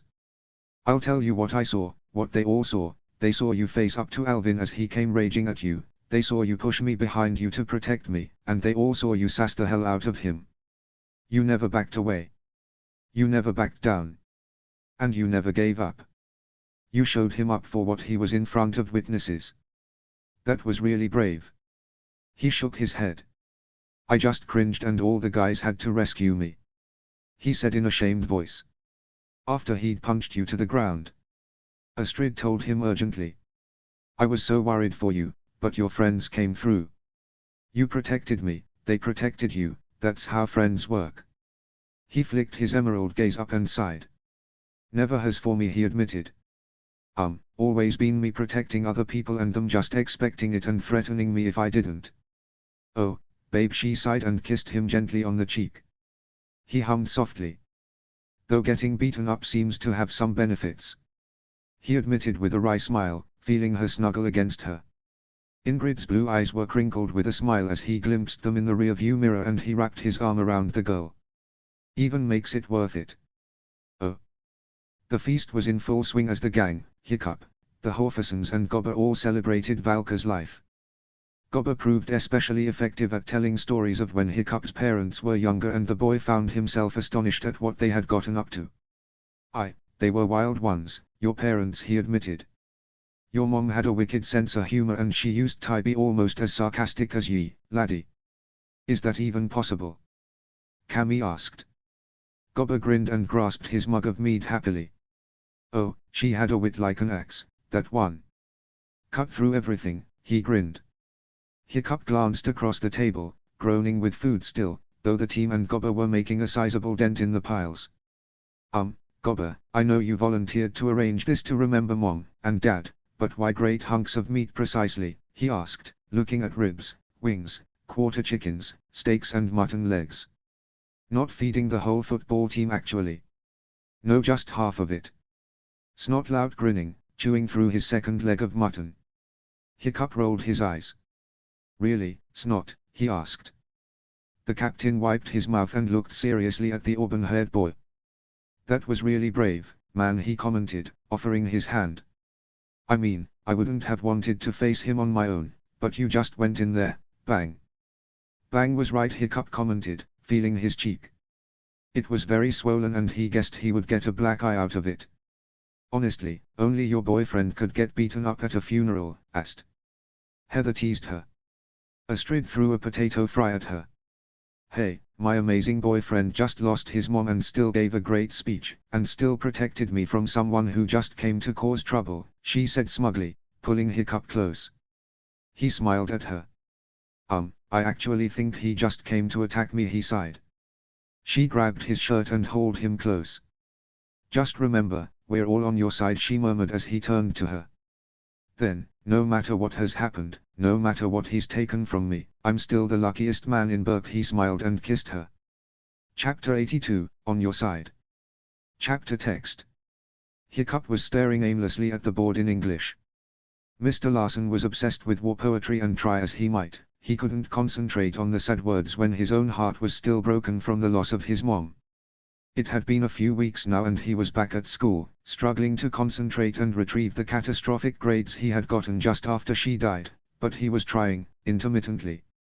At the moment, he was so distracted, that he didn't even notice Martin Horferson enter the classroom and share a few words with the teacher. Hiccup. He blinked at his name and looked up to see the man by his desk. He gave an apologetic smile. Sorry. I was miles away, he mumbled. And not in First World War France either. You need to come with me now, Martin said urgently. His heart suddenly pounding with anxiety from the last time he had needed to leave school in a hurry, the boy nodded and stood, grabbing his things.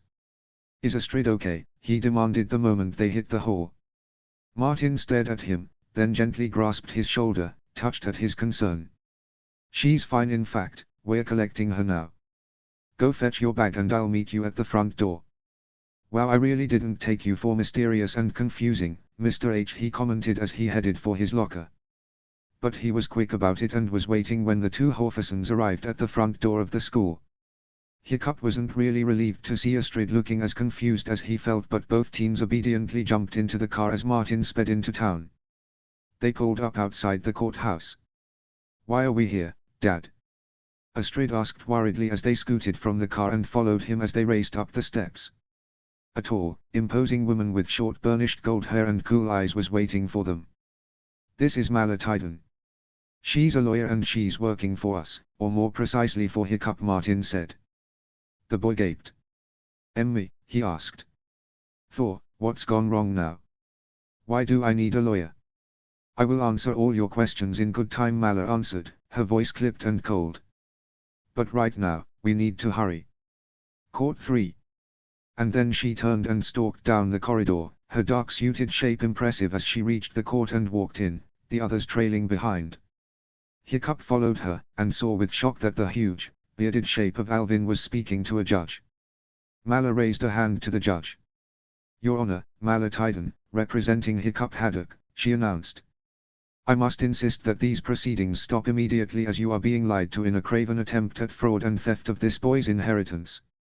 The judge, a solid dark-haired woman in a black robe, looked over her glasses at the blonde woman and frowned. Mr. Treacher is attempting to finalize the legal declaration of death of Stoic Haddock on behalf of his wife, Mr. Haddock's widow, to enable her to finally claim his estate. Mr. Treacher has no claim and no right to make such an application, Mala said coldly. He is empowered to act on behalf of his wife, the judge reminded her.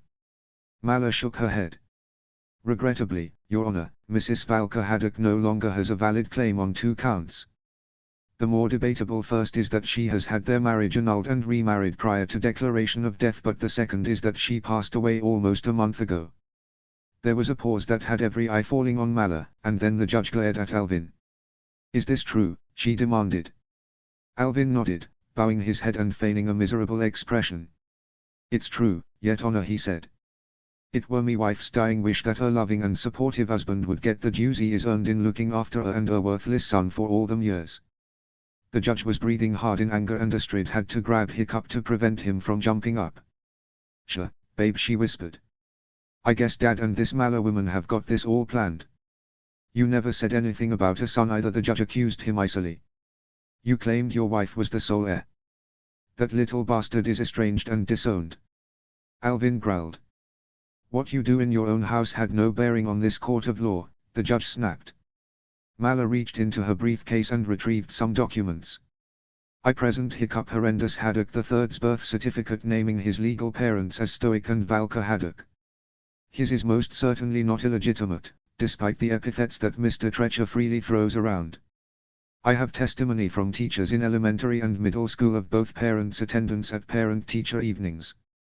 I have testimony from Valka's estranged brother, Stefan Jorgensen, of the relationship, and testimonies from Martin and Ingrid Horferson of the family composition.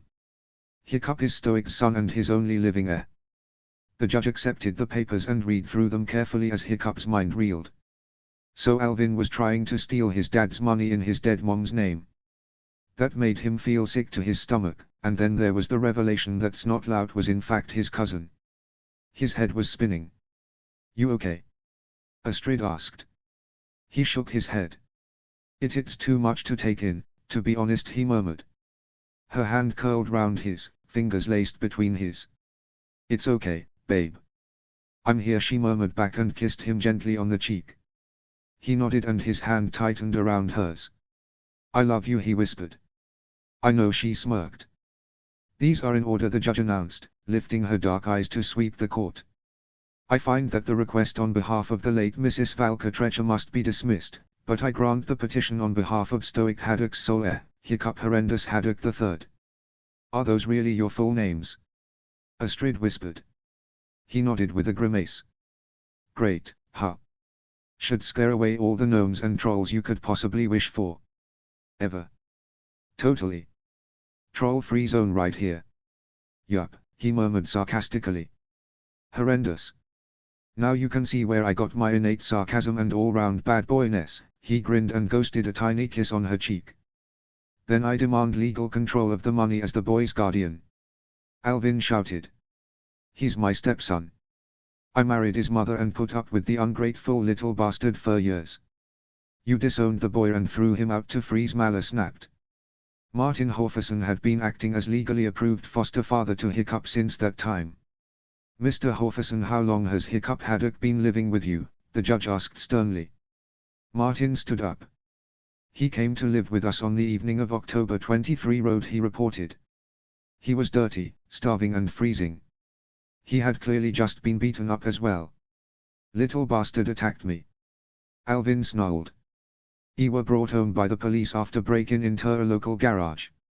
And yet you say you disowned him, the judge said coldly. Notwithstanding that you are clearly a man 3 times his weight and thus any confrontation could only have one outcome for the boy, you threw a young boy out into the freezing night with no care for his safety. Mr. Horferson, you are to be commended for your charity and humanity in taking in this young man in his time of need. Your Honor, any credit belongs to my daughter who insisted we help him, he said clearly. Astrid blushed and Hiccup leaned close to her. Milady, you deserve it, he whispered. You saved my life. He's still legally my business. Alvin snapped. He's a minor and I. Mala gave a thin smile.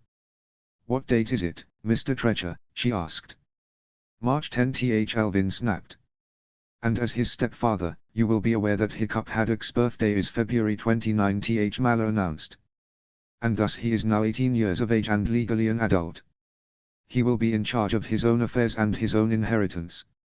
And he has clearly indicated that he does not want anything further to do with you. He's an ungrateful little bastard who tried to poison me relationship with me wife and spent the time cheeking me and disrupting me home. I deserve that money for taking them in when they was penniless and needy. Hiccup lurched to his feet. And how did beating me and starving me and abusing and undermining Mom help us? He snapped. You made her stop her meds. You told her she was fine and not to attend her doctor's appointments. You persuaded her to try for a child when all her doctors had told her never to try again after I was born. You refused to take her to the hospital as she got worse and worse until she collapsed, dying. Mr. Haddock, the judge snapped. Control yourself. You cannot make such unfounded statements in my court. Hiccup stared at her, his green eyes bright with anger and defiance, but he took a deep breath and nodded. I am sorry, Your Honor, he said, but I truly believe he did all those things. My mother was sick and dependent for years before my father died, and he made sure I knew what was wrong with Mom and made me promise to look after her if anything happened to him. She suffered from a condition called idiopathic pulmonary fibrosis with secondary pulmonary hypertension.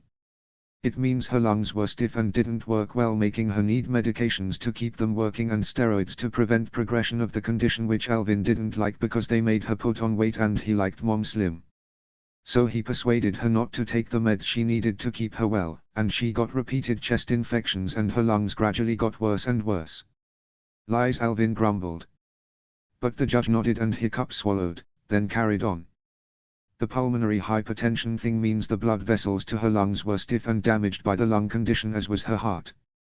It means she had a 50-50 chance of dying in pregnancy, so she was told never to try for a baby after I was born when it was diagnosed. I had to be born early because she was so very sick with it, but the meds kept her well, until Alvin married her and eventually made her stop everything that could have kept her alive. I watched him try to persuade her to stop them for years. And he finally got his way, including her rejecting the son who cared for her. Lying little bastard. Alvin roared.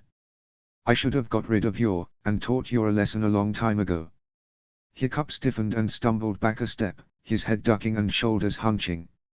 Your Honor, Mr. Treacher is under police bail and being investigated by the district attorney for child abuse. Maller cut in, standing between the enraged man and the rigid young man. The judge's dark eyes swept over the shape of Hiccup. Of Hiccup Haddock, she guessed. Regrettably, yes, Maller confirmed, her eyes filling with sympathy. Mr. Teacher was an abusive stepfather and an abusive spouse, though it is clear that emotional abuse predominated with his wife, rather than the physical abuse he heaped on his stepson. The fact that he now attempts to lie to the court to steal this orphaned boy's inheritance just demonstrates the depths of his vileness. Strong words, the judge agreed, but her eyes were sympathetic as well. I will see if charges of perverting the course of justice and perjury can be leveled against Mr. Treacher. I am sure you will take advantage of these in your case against him. Alvin stared as the judge gave a smile. Mr. Treacher, Mallory Tyden is the district attorney for Burke and one of the finest legal minds I have ever worked with. I am certain she will ensure a most efficient prosecution for your actions against your stepson. Then she paused. Step forward, Hiccup Haddock. Taking a deep breath, Hiccup gathered himself and lifted his head, then walked forward. Astrid gave him an encouraging smile which was not lost on the judge. I am glad you seem to have some good friends and supporters, Mr. Haddock. It seems to be the least that Odin owes you for the sadness and tragedy you have suffered. Hiccup stared at her and sighed. Thank you, Your Honor, he said quietly. It didn't bring his mom or dad back and he would give almost anything to see them again. The judge smiled. I have looked at the evidence and it seems reasonable that after 5 years, with no body, no news and no evidence to the contrary, that Stoic Haddock is dead, and that is the decree of this court that he is declared legally dead, she announced. His entire estate and fortune are thus awarded to his only surviving heir, Hiccup Haddock. Hiccup closed his eyes. It was final. His dad was gone. Of course, though Dragon's Edge Travel has remained a successful business, the profits have reduced without Stoic Haddock's vibrant leadership, the judge continued, reading down the list provided by Martin Horferson and Maller Tyden. But even so, the property, assets, bank accounts and businesses of the estate in all total just in excess of $17 million. Hiccup stared. Astrid gaped and even Martin stiffened in shock. Alvin swore loudly from the door where he was being escorted out of the court. $17 million? Hiccup asked. The judge nodded. You have just become a very wealthy young man, Hiccup Haddock, she smiled. But Hiccup didn't hear her, he had fainted. Chapter 83, Desirable. Chapter text. Word got out about Hiccup's new status as the richest student in Burke High. He supposed he should have expected it because Astrid had to tell her friends, and though Heather was discreet, Cammy and Ruff certainly weren't, but what he hadn't been expecting was the fact that he changed overnight from Hiccup Haddock to the most desirable male in the school. It had actually been really awkward on Monday morning, walking in with Astrid, when girls he didn't know and who wouldn't have even glanced in his direction the previous week were now calling "Hey, Hiccup," and batting their eyelids at him. He had looked startled, embarrassed and then smug, giving them all a wide grin. Ladies, he purred, and there were definitely a few giggles at his response. Astrid brought him back to Megard with a bump when she punched him hard in the shoulder. Eyes over here, mister, she snapped. Ow, he whimpered. Why is everything violence with you? Worked, didn't it? She smirked and he smiled back. Yeah, though I may need to invest my fortune in some anti-Astrid armor, maybe something in leather. I'd really like to see this something in leather, she admitted, pulling him towards her and kissing him. He very tenderly returned it with a satisfied smile. Pretty sure that's detention, he murmured, as well as highly territorial behavior, milady. And you calling me milady isn't, she teased him. He grinned. Hey, going out with the most popular girl in school means I know how lucky I am, and that isn't going to change just because I'm no longer penniless, he assured her. But I may have a little fun. She looked up at him with concern. What sort of fun? She asked suspiciously. He heard the edge to her voice and realized she was jealous. He leaned closer to her. Astrid, I love you, he said gently. Literally with all my heart. And I'm not about to suddenly dump you for some bitch who would have not even given me the time of day yesterday. But I think if people are so mind-meltingly shallow as to suddenly want to be with me because my bank balance now has 6 figures, then maybe it's time for payback. She looked at him with dismay, and then forced herself to recall that she hadn't spent all this year and most if the last couple being sneered at pretty much all of the student body. Just, be careful, she sighed, her hand rising to rest on his shoulder. He pulled her close, his grip gentle on her waist. I'll try to be, but don't get upset, he murmured. I'm not turning into an ass. Promise. Cross my heart and hope to. And then he stopped, the pain flashing through his eyes once more. He pressed his face into her shoulder for a moment and she hugged him fiercely. It's okay, babe, she murmured. I'm here for you. I'm always here. He nodded wordlessly. You know I couldn't manage without you, he mumbled. She smiled.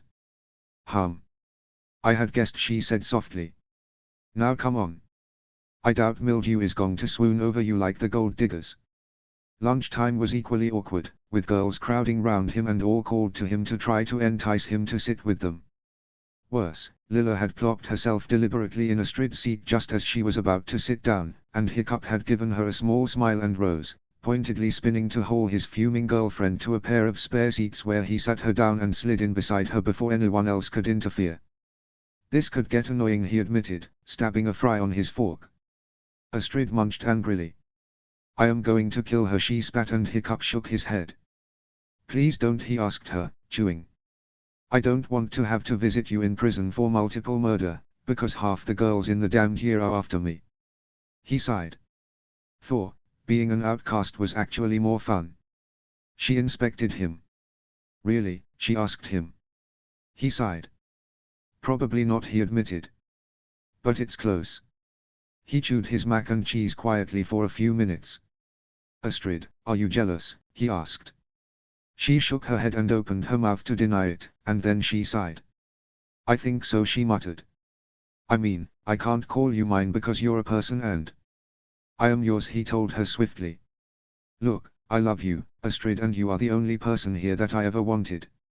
I am the same person who went to school on Friday. I haven't gone out and bought a Ferrari and a house and all sorts of unnecessary nonsense, but I will buy my fabulous girlfriend a present.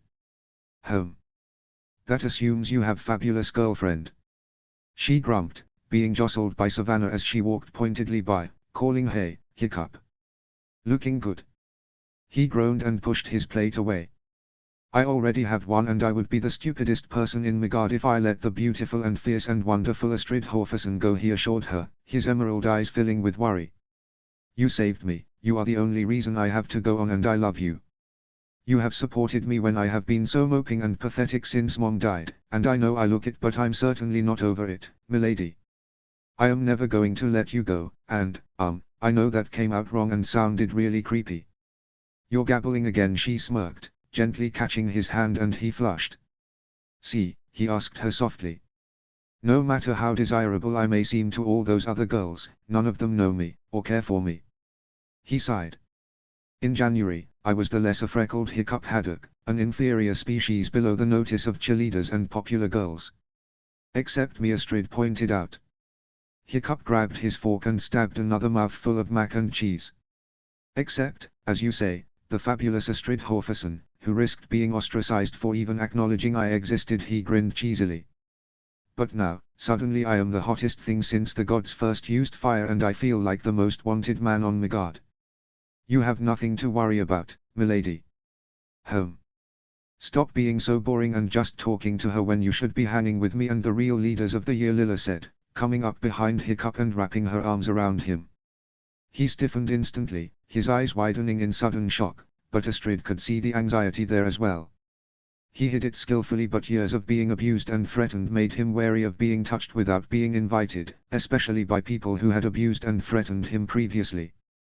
Blower, he said, shuddering. Lila, you wanna let me go?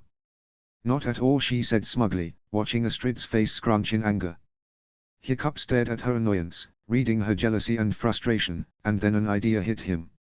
He winked, spinning around and grabbing Lila, kissing her firmly on the mouth. Her eyes widened and she pulled away, her face totally disgusted as every eye turned on her. You, she screeched, unable to stop herself. Hiccup gave a wounded look. But I thought you were desperate to have all this raw Vikingness to yourself, Lila, he asked innocently. She backed off, frantically wiping her mouth with her hands. Yuck. Yuck. Yuck. You. Hiccup Haddock kissed me. Oh, I feel sick, she whimpered and ran off, head down. Savannah and Rayleigh stared after her, then ran to help their friend. There were gales of laughter at their retreating shapes and even Astrid smiled, before she firmly punched him in the shoulder. He grimaced but didn't protest. I deserved that, he admitted, but it was worth it to see her face. I knew she wasn't that good an actress. Astrid grinned, then dragged him close and kissed him determinedly. He leaned into it, deepening the kiss for a long moment before pulling back. Infinitely better, he sighed. No kissing anyone but me, she told him firmly. He smiled contentedly. Why would I ever want to? Oh. Cammy and Ruff were in the girls' bathrooms, having missed the excitement, when Lila and her gang stormed in. Sharing a look, the two blondes scrambled into a cubicle before they were seen and pushed the door to, keeping very quiet and listening. That bastard Haddock. Lila spat. How dare he make a fool of me? There was an awkward pause as Cammy and Ruff shared a look. They knew Lila needed no help in making an idiot of herself. But you said you wanted to kiss him, to make out and steal him from Astrid, especially now he's loaded. Savannah protested in a confused voice. There was the sound of water running and someone spitting as Lila washed her mouth out, over and over. But he's still, Hiccup Haddock, she spat hatefully. That skinny, ginger, freckled bag of sarcasm. He's not buff, he's not got lovely blue eyes, and he's not handsome, so why would I actually like him? Because he's loaded, Rayleigh pointed out practically. You want some expensive presents off him before you dump him in front of the school and make him look like the worthless piece of trash he is. And I think he's more auburn than ginger. Savannah added. By now, Cammy was covering her mouth with her hand in shock and an attempt not to laugh. The girl really was painfully stupid. So we activate Operation Humiliate Bitch Horferson and destroy Bastard Haddock. Lila said in a dangerous voice. Both the concealed girls stiffened. We'll isolate him at the match. Well, Astrid will be with the cheerleaders and put the word around that he has, well, you know, with Savannah. That will totes make Astrid dump him and make her look a total fool in front of everyone. Then I comfort the poor boy to get him over his jealous girlfriend and get him to ask me to the prom. When there, I'll rub her nose in it, then dump him for being, well, worthless. A few dollars in the bank. Or a few $100,000. Rayleigh amended. Can't overcome the fact he's trouble, sarcastic, and hung with the worst crowd before he betrayed even them. Lila finished. Lila? Savannah asked in a confused voice. Didn't we go out with the same worst guys in the school? Lila looked at her scornfully. But we're popular, so it doesn't matter what we do, because it's right, she said illogically. Savannah frowned again. But Astrid is even more popular, so why were we condemning her for going out with Hiccup when he was poor and still an outcast, she asked. Lila sighed. Whose side are you on, Save? She asked in an exasperated voice. Yours, of course, Lila. Savannah replied brightly, fluffing her hair and fixing her lipstick in the mirror. Then stop trying to think and do what you're told. Lila snapped. They're both going down. She paused and a calculating look crossed her face. And I think my friend Gunn needs to know about this. I can see a way we can really get back at all of them, and that stupid Coach Bergstrom and the rest of the losers in this school. Come on. And they slammed out of the bathroom. Cammy and Ruff slowly emerged. What do you think of that? Cammy asked. Is it me or is Savannah getting even stupider? Ruff asked. Cammy sighed. I mean what they were saying. She pointed out. Ruff frowned. We ought to warn Astrid, she decided.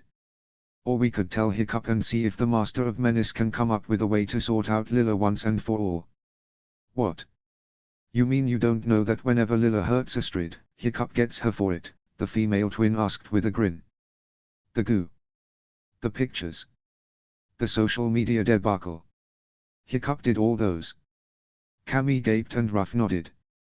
Tuff told me she confided in her friend. He's really crazy for Astrid and incredibly protective of her. If he knew this was on the cards, I'm sure he could come up with some massive punishment for her that would make her back off forever. You realize, if Astrid knew that we knew about this and didn't tell, we would both be dead? Cammy asked. Ruff raised her hand. That's a risk I'm willing to take, she admitted. Don't leave me hanging, Cammy. Cammy's palm hit Ruff's. I'm in, she said. Boy, this match is gonna be suddenly even more interesting than just being the state final. Roll on next week. Ruff grinned. I can't wait for the mayhem. Chapter 84, Going for the Win. Chapter text. Excitement was gripping Burke High as the day of the state championship final, the Archipelago Cup, approached. Thanks to their astonishingly good performance at Meathead, they got a home draw for the final, and Meathead unsurprisingly beat the hysterical Warriors in the playoff. This meant the final would be between the two strongest teams in the competition, and Burke and Meathead would meet for the third and final time for the cup. Principal Johan had come into the canteen on the afternoon before the match and had addressed the students. He was a man of medium height and average build, with wide eyes and a well-tended grey beard. He stood on a chair and faced the year. I know I am only a temporary appointment, but I know how hard you have worked and how proud you are of your team, he began, his pleasant voice clear. I know you can beat the opposition if you believe it. Well, believe it. Burke Vikings are the best. So go out, support the team and cheer them to victory. He paused and there was a twinkle in his eyes. Snotlout. Snotlout. Oi. Oi. Oi, the students roared. I am never going to live that down, Hiccup groaned as Astrid swatted his shoulder. Hey, babe, at least it gets them all involved, she pointed out. He sighed. I just wish some of them would be less involved in chasing me, he sighed. The pursuits of Hiccup by the girls hadn't improved, and Lilla was still casting him what she imagined were alluring looks. He shuddered. As long as you don't let them catch you, I'll be happy, she reminded him. He made a helpless gesture with his hands. I'm running as fast as I can, milady, he reassured her, but what worries me is that you and the girls will be busy during the match, leaving me all alone and unprotected from all these ravenous gold diggers. Her hand found his and he squeezed with a pained smile. I know this is hard for you, milady, but you have to believe me that I would never betray you. He paused and his eyes drifted down to the table. She leaned closer to him. Hiccup, I believe you, she told him gently. Just, stick close to us, okay? I want to keep an eye on you. Oh Thor, now I'm in trouble. He sighed, but his eyes were twinkling. She leaned against him. I was so proud of you when we played at Meathead, she murmured. You were almost our entire crowd. Hey, I can make enough noise for a crowd if I try, he grinned, rising, her hand still twined with hers. You need to get ready, and I promised I'd get your parents and Gobber good seats. He pecked a brief kiss on her cheek. Love you, he murmured. She smiled. Don't you forget that, she smirked. Oh. The stands were packed and half of Burke was in attendance for the final as the clock ticked towards the hour for kickoff. The Horfersons and Gobber had prime seats and were standing waving their Vikings pennants. Gobber had adopted a Vikings helmet as well and was singing along with aplomb but without any semblance of a tune. Stormfly was standing with Astrid's parents while Toothless had sneaked away and was standing by Hiccup, who was leaning against the stands right by the cheerleaders, dressed in his Vikings shirt and helmet. One of the Meathead supporters sidled up to him and pulled a face. Well, if it isn't Limpy the Viking, he sneered. Then he looked at Toothless and started laughing. And you have Limpy the dog as well. Hiccup almost glared at him and then forced himself to give a wide smile as two more Meatheads wandered up. My buddies, he grinned. Well, you saw how well we did when we only used 3 limbs to beat you. How do you think you'll do when we use all 4? The Meathead lurched forward. You sarky little. He growled. You watch us kick your Burke asses. Hiccup gave a small smile and gestured to his dog, who was growling. Really? Limpy the dog here, aka Toothless, say hello Toothless. The black mutt growled. You may laugh at him, but on 3 legs, he can outrun all of your players without going near full speed. But this match, we have the whole of Burke here behind the team and that's worth an extra man or 5 more yards. The Meathead scowled. When we win, I'll find you and kick your ass, he threatened, but Hiccup just grinned. I'll look forward to it, he said dismissively as the teams lined up. BRK, go Vikings. Astrid shouted as the cheerleaders began their routine and the Horfusons almost burst with pride. Hiccup stole a proud glance at her, then nodded to Gustav, Olaf and Anna, who all split and headed to their assigned positions. Ruff and Cammy had spoken to him about what they had heard and he had formulated a plan, but had decided not to involve Astrid. He didn't want her upset or worried and knew she would probably want to directly confront Lila and her cronies, which would be futile, since she hadn't done anything, yet. From the outset, the game was fierce with crunching collisions and no quarter given. Fishlegs was flattened but got back up and gave as good as he got as Snotlout marshaled his team. Meathead scored first, Burke responded but Meathead scored again and the crowd began to get nervous. The cheerleaders were screaming themselves hoarse and Hiccup led the crowd, chanting the team's names and hoping they would respond. Then he shook himself. At the start of the year, he wouldn't have cared what happened because it was nothing to do with him, a sport done by people who hated and despised him, but now, some of them were actually friends. Gustav walked by and winked, signaling Hiccup to excuse himself and head for the bathrooms, but then he ducked back as he saw Savannah race after him as they had guessed she would. He watched Anna walk quietly after Savannah and then Roland intercept the vain blonde, asking a very long and detailed question. Savannah huffed and snapped an answer, then raced in the direction of the bathrooms, her faithful tail still following her. Hiccup grinned then sped back to his seat, grabbing a hot chocolate on the way and making his way to the stands and sipping the warm drink. "Can I have a sip?" Astrid asked, walking up to him. "It's freezing." He immediately handed his drink over, smiling. "Of course, milady," he smiled, hopping down to stand by her. Toothless barked and wagged his tail and she automatically patted him. When she straightened up, he wrapped his arms around her and leaned close. "Do you trust me?" he murmured. She nodded. "Whatever happens over the next few minutes, trust me." She nodded, finishing the drink. "I trust you," she reassured him. "There he is," Lila announced, her face triumphant. She smirked as Savannah sidled up by her and made a kissy face at Hiccup. Astrid scowled and felt Hiccup tense against her. "And Astrid, I am so sorry to have to tell you this." "Lila, it's the middle of a match," Astrid sighed as the other cheerleaders walked up. Toothless stared at the girls facing Astrid, and growled. "Can't your bitchy games wait?" "They could, but they shouldn't," Lila sneered, her eyes scornful. "And you should thank me for this, Astrid. Your lying scumbag boyfriend is nothing but a cheating bastard." She stiffened and felt Hiccup tense more, and then he moved. "Wow, Lila, I'm touched you've taken the time to do such a thorough character assassination," he smirked. "Baby, how can you say that after what we've just been doing?" Savannah whined, pouting. Astrid tried to pull away and lunge at her, but Hiccup determinedly held her still. "And what would that be?" he asked calmly. Savannah gave a coy smile. "Well, big boy, are you sure you want me to tell all these people?" she smirked. "I mean, a few minutes ago, you were saying." "Nothing to you," he said calmly and smiled as his friends walked up.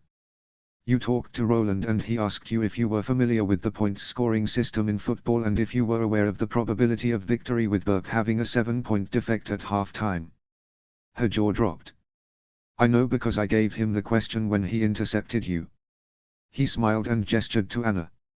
"Now, Lila, you wanted expensive presents off a rich boyfriend before you humiliated and dumped him like the worthless trash he was." Lila's eyes widened. "I have no idea where you got that idea," she blustered. Cammy and Ruff grinned. "Busted," they shouted. Lila glared. "That's a foul lie, while you and Savannah totally got off-earned."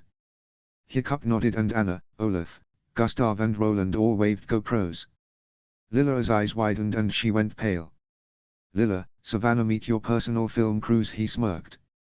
"They've been following you everywhere for the last 2 days, and have continuous footage of what you have been doing since we left the canteen." "Do you really want us to play the film of you in the bathroom on your own, Savannah?" Anna asked with a grin. "I was surprised you could make that range of noises, and all on your own. What were you doing in that cubicle?" Savannah flushed scarlet. Lila turned on her in a second. "Savannah, how could you lie to me?" "Astrid, I only wanted to warn you that he is just treacherous and..." she gabbled. Astrid turned to Hiccup and firmly kissed him. I trust Hiccup, she said sternly, her hand tight around his. I know he wouldn't betray me. But the same can't be said for Lila. Gustav put in excitedly. I filmed her talking to the meathead captain and coach. They were very interested that she was planning on disrupting the team during the match. What's going on here? Mr. Johann asked. Astrid turned to him. It seems Lila has been working with the meathead team to disrupt and distract the team and the cheer squad during the match, and Savannah has accused Hiccup of being unfaithful with no basis. Is this true? The acting principal's tone was stern. No, sir. It's a total lie. Lila said in a tearful voice. This is all a vicious lie by these people. Hiccup Haddock is always causing trouble and lying about people, and this is just another example. He's fooled everyone, but I see exactly what he is. Lila, you do realize that Gustav and Olaf were still filming you when you and Savannah made the accusations against me to Astrid just now? Hiccup asked her. She screamed and flung herself at him, but Toothless was quicker, leaping and knocking the girl backwards into the mud. She landed with a splat and screamed in rage. Toothless stood on her chest, his tongue hanging out and mouth open in his toothless smile. Get off me. Mr. Haddock, are you admitting that you have had other students following these girls around for 2 days, filming them covertly? Mr. Johann asked, his eyes hardening.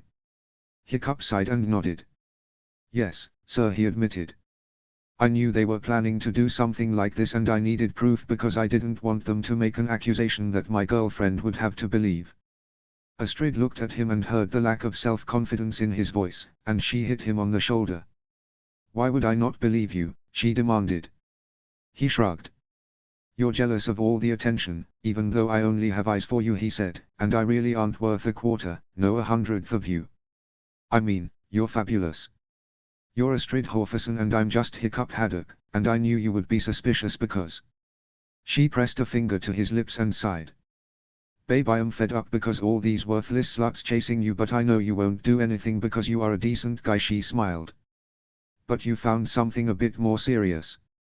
She turned to Lila, who was being helped up by Savannah and Rayleigh. She's working with the meatheads to put us off, in the freaking final. With a scream, she punched Lila, and with a scream, both she and Savannah toppled back into the mud, bringing Rayleigh down as well. Everyone collapsed with laughter as the three struggled back to their feet. Mr. Johann stared at the muddy girl and her equally muddy friends. I think we should investigate this further on Monday, he said. You three please leave the stadium now. You are suspended until Monday. Report to my office at 10 a.m. and we will discuss this. But... now. Johann snapped and the girls complied, still protesting their innocence and cursing Hiccup. Mr. Haddock, may I borrow your devices as evidence? Hiccup nodded. You can keep them once you've finished for the Schooler /V Labs, he said with a shrug. I just wanted to make sure they didn't get away with this. Mr. Johann nodded and turned to see the team ready on the field. I think we need our cheerleaders, he suggested, and beckoned Anna, Olaf, Gustav and Roland to come with him as Astrid kissed Hiccup's cheek briefly. Trust me, she reminded him. I love you. I know you won't betray me. And I'll always be honest with you. He smiled. Forgive me, he murmured. She smiled. That was very cunning. She smirked and nodded to the girls. Now let's show these meatheads that they can't put us off. We are Vikings. We're 7 points behind, but the only score that matters is the one at the end of the game. Hiccup nodded, seeing tough and offering a thumbs up. The male twin shouted to Snotlout and the captain fist pumped. And then the game resumed. The match remained really tight, but Burke scored early and Snotlout ran in an early touchdown to close right up. The crowd were chanting, the cheerleaders were screaming themselves hoarse, and Burke pulled closer and closer. Until there was less than a minute on the clock. Burke got the ball, passed accurately, and Snotlout saw the meathead defender thundering down on Tough. Irret got the ball, saw Fish Legs block and threw straight to Snotlout. Looking up, he saw he was alone, and accelerated, dodging defenders and diving over the greedy hands as the end zone approached. The stadium exploded in cheers as he scored. Astrid grabbed Heather and swung each other around, squealing. Hiccup hugged Toothless and Astrid's parents were screaming and waving their pennants. Gobber tried to dance a jig and almost flattened 3 children standing in the stands nearby, and the entire team jumped on top of Snotlout and almost squashed him. And then Hiccup turned round, to be hit by a flying Astrid, her arms wrapping around him. He hugged her fiercely, kissing her urgently and savoring her closeness. "We won," she squealed. He grinned, thinking back to the events of the afternoon. "Yeah, we certainly did," he murmured. "I think people may realize that I am definitely yours and I will fight to stay with you." She smiled at his thoughtful face, her azure eyes sparkling with delight and happiness. "Then I am officially the luckiest girl in Berk." Chapter 85, Us. Chapter text. Hiccup was astonished to realize that he was sort of happy. Sure, he had no parents, was living with his girlfriend's family and no other relatives, but he did have the most amazing girlfriend, a loyal and brilliant dog and a great group of friends. He had got detention for spying on Lila and Savannah, who were suspended for 2 weeks for their actions, which he had accepted philosophically because he was really the expert at detention, but he had refused to let the others take the blame for his plan, shouldering the full responsibility himself. But Olaf, Anna, Roland and Gustav had all filed into detention with him and grinned at Mr. Johann, explaining they had known what they were doing and would keep him company. And he had really felt accepted in that moment. Astrid had been annoyed that he had hatched the plan behind her back and carried the whole thing out without her knowing, though Ruff and Cammy were clearly in on the plot. Even Hiccup explaining that he hadn't wanted her angry and distracted by Lila's plotting hadn't soothed her, and he had to apologize profusely for keeping a secret from her. She had forgiven him graciously, though a pang of guilt had stabbed her unexpectedly hard for her hypocrisy. She was giving him a hard time while she still had one secret that she was keeping from him and had for months. She had felt worse when he had sat next to her at lunch the following day, still eyed calculatingly by the other girls, and had looked very shifty and nervous. She had eyed him suspiciously, her eyes sweeping over his anxious shape. Astrid, I have something to say to you," he began hesitantly. She glared at him, her eyes hardening. "What is it?" she asked fiercely. "Is it another secret?" He winced and nodded. Yeah, but to be fair, I have had to keep my secrets for years and not let anyone know," he said quietly. "I tell you everything that is important, milady, but you have to understand, I don't trust easily because pretty much everything has been taken from me. And when people demand I tell them something, I see Elle, screaming in my face, looming over me, and I grit my teeth and close my eyes and curl up and cling to every ounce of stubbornness and refuse to tell them. You know I trust you, Astrid. You know I will never keep something important from you, but did you want to know every secret, every instance of abuse that I suffered? Every time I was unfairly blamed or detained? Every bad thing I did? Every instance of vandalism, of cutting class, of petty theft and insubordination? Every time I was locked up, starved, beaten, burnt? Because I can sit you down and tell you every secret I still keep, but I really think there are some things you don't need or want to know, and some which maybe aren't your business." She blinked and nodded. "I understand," she said thoughtfully. "I don't think you do completely, but this isn't a bad secret," he informed her. "More like a question." He rubbed the back of his neck as he felt self-conscious, aware that other girls were eavesdropping as much as they could. He reached over and took Astrid's hands in his thumbs gently running over the backs of her hands. "Astrid, I'm sorry I upset you, and I wouldn't be surprised if you turned me down because I am Hiccup Haddock after all, but I just wanted to ask you, just in case, you might maybe wanna come to the prom with me. As my date. Sort of thing." She stared at him, her eyes wide and mouth hanging open. Hiccup looked at her and sighed. "It's okay," he sighed. "Sorry, I knew I..." "Yes," Astrid said suddenly. "Of course. Gods, I thought I would have to ask you." His emerald eyes widened and a slow smile lifted his features. Really," he checked. "I mean, it may be recorded for posterity that Astrid Horferson actually went to the prom with, me." She stood and leaned over the table, beckoning him closer so she could give him a small, chaste kiss.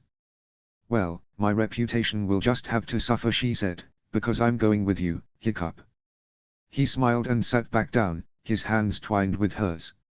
"Oh, thank Thor," he commented.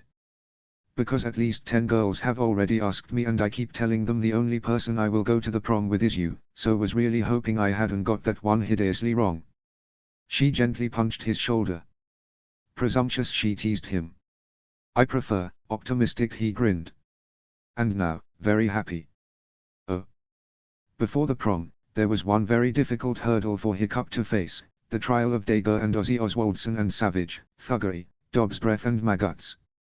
As the trial had got closer, Hiccup had got more and more withdrawn, and his replies when asked if he was okay got more and more sarcastic, but Astrid had realized he was feeling very defensive and had borne with him. He was sent to detention a couple of times for being very sarcastic and distracted to teachers until Astrid had spoken to Mr. Johan and explained what was bothering the boy. After listening, the acting principal had called Hiccup in and had been shocked and saddened that the boy had been incredibly defensive and withdrawn on entering the office, refusing to come close to the principal and standing defiantly across the desk from the man. Johan had been calm as he asked Hiccup when the trial was due to start and if he would be required to give evidence. Hiccup had paused, and finally admitted he was. And that he was frightened to relive those memories, and that everyone asking him if he was okay was really bugging him. I'm not okay, sir, he said bluntly. These people were my friends, but they turned against me for helping someone from being attacked. They beat me up and made my life hell. And then they tried to kill me because they wanted to wipe out my dog. Your dog? That three-legged black mutt? Johan asked with a frown, recalling the animal from the Archipelago Cup match. He had 4 legs until Dagger and his brother ran us down, the day after Snoggletog, he explained. My leg was broken really badly, I needed 2 surgeries and nearly lost it. Toothless leg was crushed and they had to remove it. He was almost euthanized, but Astrid persuaded her mom to give him a chance and, there you are. And the others? Oh, they ambushed me twice to try to make me withdraw charges against Dagger and his brother, Hiccup sighed. Snotlout, Irette, Tough and Fish rescued me the first time. The second time, no one got to me, but Irette and Cammy found me afterward. I made a voice note inadvertently recording the whole attack, all the threats and taunts they said to me, and then I told the police. Johan stared at him and nodded. I think you can take time off school until this is over if you feel that would help, he murmured. If you remain, I will ask you to try to behave with the same respect we request for all our teachers. Hiccup stared at the floor. I understand, he murmured. I think I'll stay, because I can be close to Astrid and it may keep my mind off things. Johan nodded. Probably wise, he commented. Back to class, Mr. Haddock. You'll lose enough time during the actual trial. Thanks. Hiccup had mumbled and then turned back to the principal as he reached the door. I mean it. Normally, coming here was just like being at home, and that wasn't any fun. This was, well, okay. Johan smiled as he closed the door and shook his head. It always should have been, he sighed. Oh. The trial was very hard going for everyone involved, Hiccup most of all. The defense attorneys for Dagger, Ozzy and the others were vicious in trying to discredit the witnesses and undermine their testimony, but Hiccup had been calm throughout, though Astrid could see him struggling as his supposed betrayal of the others was used as justification. Her conscience kicked her hard again about her inadvertent betrayal of him to Alvin after the mall fight. But she had been very firm and calm when it was her turn in the stand. She gave her testimony clearly and accurately, dismissing any challenge by the lawyers. Malatiden had been very stern in her defense of her witnesses and had refuted any attempts to discredit them. All of them, even Snotlout, had been ordered not to embellish their accounts and had dutifully told nothing but the naked truth. That had really helped in persuading the jury. And the judge had been damning in her summation of the case, advising the jury to strongly consider a guilty verdict in light of the overwhelming evidence. The verdict had taken less than 2 hours, guilty of all charges. Dagger and Ozzy were both sent to prison for a long time, and the others were also all imprisoned because the attempts to intimidate and torture a witness and victim had been viewed appallingly. Hiccup had watched them escorted away, knowing they would never forgive him, but knowing that he had done the only thing he could. And knowing he would have to go through the whole thing again, and worse, when Alvin was brought to court. He hadn't felt much relief, only a sense of finality and the knowledge that one day, they would be freed. Afterwards, Ingrid had taken the 2 teens to the Mead Hall restaurant for a celebratory lunch, though Hiccup was worried because Astrid was quieter than he would have been expected after the verdicts were announced. Sitting in a neat booth, he had taken her hand and stared into her face, lifting her chin with a very gentle finger. Okay, tell me what's wrong, milady, he murmured softly. She stared into his gentle emerald eyes and looked away. But he was persistent, moving closer to her and wrapping an arm around her. Astrid, I know something really big is bothering you, and it's related to what happened during the trial. Please, I want to help. She sighed and leaned against him, closing her eyes for a brief moment. I keep seeing you, she murmured. I keep seeing you fall, the car, the screech, your scream, and you lying there on the snow. He wrapped his arms tightly round her, feeling her bury her face in his chest. He was aware of Ingrid's eyes on him, but he was no longer worried. The Horfusons knew he would protect their daughter, no matter what. I'm alive, he assured her.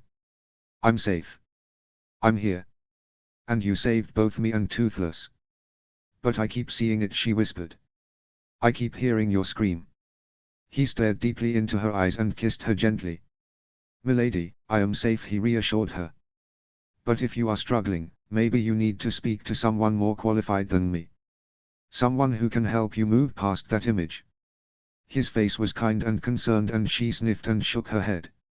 I'll be okay, she said stubbornly. As long as I know you're safe, it will ease. He leaned close. You will tell me if anything is bothering you, milady, he murmured. She nodded as the waitress arrived to take their order. Promise. Oh. But something else had been bothering her, the little nagging voice that had been pecking at her for days and weeks, ever since she scolded him for hiding his plan to entrap Lila and Savannah. Because she was hiding a much bigger and worse secret that had damaged him terribly. And she knew in her heart of hearts that she owed him an explanation. But she had no idea how he would react. Most of the time, she could predict, because there was a genuine streak of kindness and decency running through his skinny shape, but just sometimes, there was anger, defensive, violent and very fierce. His experiences had changed him, shortened his temper sometimes, and meant he was swift on the defensive and ready to attack when he felt he was under attack, because that was all he could do when he had been trapped for so long. It could pose a problem if he took it wrongly. And did she need to tell him at all? I mean, he didn't know and he stopped asking about it. It no longer really matters, she mused as she doodled idly over her geography homework. Maybe she could just let it lie, let it die, and never raise the issue which could harm them both. But she loved him. That much was genuine. And she knew that burying the secret was the coward's way. And maybe, and this was a very real possibility, Alvin would bring it up during his trial as a way of trying to split them apart and hurt Hiccup. How much more hurt would he be if he thought she had known all this time and not told him, and had to learn from Alvin, of all people. She loved him. He loved her. He deserved to know. She wanted to know his secrets, and she owed him this one. No matter how uncomfortable it was. So a couple of days before the prom, after school was out and they were home, she sat Hiccup down in the sitting room and took his hands. Hiccup, I have something I need to tell you, she said. Chapter 86, Shattered. Chapter text. I have something to tell you, Astrid said, her eyes nervous. Hiccup frowned, leaning forward to take her hands. Are you okay? He asked her in a concerned voice. Astrid was very anxious and that alarmed him. He stared into her eyes. Please, you've helped me so much, I want to help you. You can't, she said in a choked voice. I am a horrible person, Hiccup. He crouched to stare into her blue eyes, seeing them swimming with tears. Astrid. He said gently. She blinked and a tear rolled down her cheek. I was the one who told Mr. Treacher about Snot and Dager starting the fight, she blurted out. He stared at her and pulled back, her hands falling from his. He shook his head. Why, you told Elle, he mouthed, his face stricken. It was an accident, she said urgently. I didn't mean any harm, and I thought it was unfair that you were being blamed when it wasn't your fault. He stared at her. I stepped up and took the blame, because I knew what would happen if the real people got blamed, he told her in a toneless voice.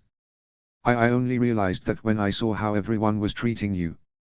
She said, and his brows dipped. Yeah, he said, his voice growing cold. About that, you saw how badly everyone treated me. I was abused, ignored, I was literally on everyone's hit list. Snot and the team were after my ass. And Dager, well, he threatened that if I didn't find who turned him in, he'd kick the crap out of me. I am sorry. She began, but he rose to his feet and glared down on her. Sorry. I supposed you are, he said coldly. But did you for one freaking minute think how absolutely hellish my life was as a result of that? Did you consider for 1 minute standing up and being honest? She nodded her head, tears trickling down her cheeks. But, I knew they would all turn on me. She whispered. He stared at her coldly. What? He snapped. I was afraid everyone would turn on me, and I didn't think I could stand that. And it was only Hiccup Haddock, and he was a pest and screw up anyway, so it wouldn't make any difference, right? He asked her acidly. It wouldn't matter that he was punched or abused or threatened. That everyone blanked him, that even his friends blamed him and ended up kicking the shit out of him. Was that what you were thinking? I. He gave an angry sound. Astrid.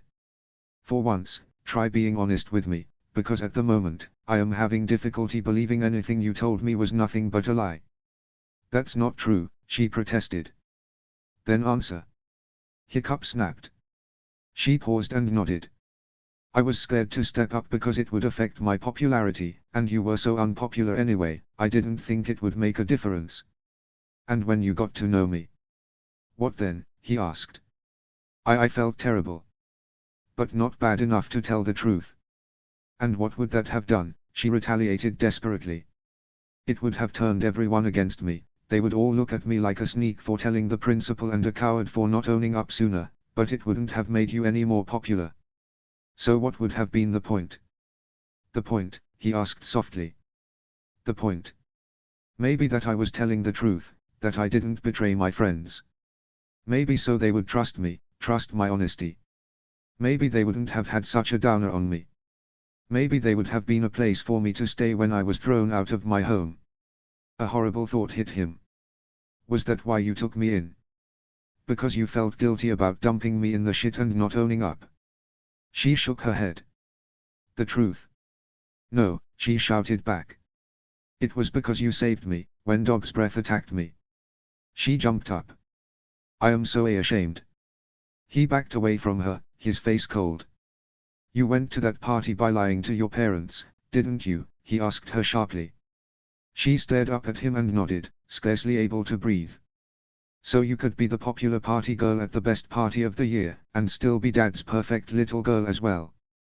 And because you were there, you were attacked by Dog's Breath, were almost raped by Dog's Breath, and I saved you, and ended up with Dog after my ass as well. So the reason why I ended up beaten up so badly, was you both times. I'm sorry. Stop saying that, he shouted at her, and she recoiled back at his rage. Please, stop saying that, he repeated more calmly. I mean, you did take me in and you did save my life, and I knew popularity was everything for you, maintaining your Miss Perfect mask at the expense of my self-respect. And I did everything I could to protect you. His voice was suddenly sad and defeated. I fell in love with you, Astrid. He admitted. But was that a lie as well? No, she breathed, shaking her head and taking a hesitant step towards her. He stiffened and she froze. Please, that was the truth. As I got to know you, I realized who you were, smart and brave and caring and funny and I fell for you. I love you, Hiccup. Please. But you didn't love me enough to tell me until now, almost at the prom, so many months after you betrayed me to Alvin, he said sadly. And I don't know what to think, what to feel now, Astrid. Please forgive me, she begged. I did everything I can for you, he said, shaking his head. That project, the one in art where we scored well enough to get you that my idea, because I knew my talent at art would drag you up to the grade you needed. The revenge on Lila and Savannah because they hurt you. Walking you home every evening so you were safe. Hauling you away from that Visithug quarterback when you were drunk, and getting my ass handed to me, and I find out, all the time, you had this huge secret that you could have shared, could have come clean on and maybe allowed me to get something back. But your popularity was more important than everything I suffered. Hiccup, I never meant any of this to happen, she said bitterly. What, lying or getting found out? He asked her sarcastically. Because you did a lot of one and everything to avoid the other. Oh, it's so easy to judge, she snapped, going on the attack. Because you never screwed up at all. I never said that, he retorted. I got Gobber to talk to you, she hissed. Gods, I had to argue until I was blue in the face to get him to give you a chance. But I did because I hated seeing you so unhappy. I made sure my mom treated Toothless when the vet wanted to euthanize him. My parents really like you. Leave them out of this is between us, Hiccup said coldly. Astrid, I don't know if I can trust you. I don't know if anything you say is the truth. When did you last lie to me? She gulped. When I said I fell for you when I got to know you, because I was falling for bad boy Hiccup as well, no matter how crazy that was, because I could tell there was more to you even then. Because you were right that you weren't worthless. And you made me feel ashamed and think about what I was doing. Well, that makes me feel so much better, he said sarcastically. Hiccup, please, I wanted to tell you so many times, but I knew this would happen. I knew you would feel hurt and upset. She told him urgently, reaching for his hand. He pulled away from her, his face absolutely stricken. And you were right, he said in a shaky voice. I love you, she begged him. He blinked and turned away. I know, he said softly. I think that is genuine, but I have to do some thinking, Astrid. I have to try to decide if I can trust you. If I can risk my heart to someone who betrayed me and abandoned me to such pain and abuse for so long. I'm sorry, she whispered, tears streaking her cheeks again. You know, when I said I wouldn't let you get hurt, that I would take any hurt for you, I meant it, he said tonelessly. I didn't realize I already had. And if you had told me, been honest when I came to live with you, maybe I could have understood, but now. I wanted to get rid of that horrible secret hanging over me so we could be honest going forward, she whispered. Please, Hiccup, see, can't you understand? He turned and walked to the door. Oh, I understand, he said bitterly. I understand you wanted to relieve yourself of your little secret so you could be Miss Perfect Prom Queen with your rich boyfriend on your arm. She stared at him in utter shock. Hiccup, that wasn't the reason. She sobbed at him. I love you. I just wanted us to be happy. I need to think, he said sadly. I need to decide if there is any us. And then he walked out without another word, as Astrid collapsed onto the chair, shattered. Chapter 87, What Matters? Chapter text. Heather and Ruff found Astrid sobbing in the house half an hour later, curled on the couch with a pile of crumpled tissues scattered on the floor. She was a complete mess, her eyes red and puffy, nose running and face soaked with tears. And she was barely coherent. I've lost him, she sobbed. The girls immediately sat at her side and hugged her, trying to calm her down. Finally, Heather was able to ask Astrid what was worrying them. Lost who? She asked. Hiccup. Astrid whimpered. What? Mr. Needy has dumped you. Now he's rich and eligible and doesn't need you anymore. I'll give him a piece of my mind. Ruff snapped angrily. No. Astrid sniffed. Heather handed her a fresh tissue. It wasn't like that at all, it was my fault. The black-haired girl frowned. How? She asked. I mean, you treat him really well, you clearly love him and you would never cheat on him. The two girls stared at Astrid. You didn't. No. I would never. Astrid said with anger. No. It was something I did that he was blamed for. They frowned, not understanding. I was the one who gave away, who decided to have that stupid fight at the start of the year, the one that got Dager and Snot suspended for longer. They stared at her. What, that was you? Ruff asked in shock. Astrid nodded. Look, how was I to know that the principal was a bad guy, she protested. I was the class president. He asked me if I had been there, and I had been there when they were arguing. And he asked me if Hiccup had been the one to suggest the fight.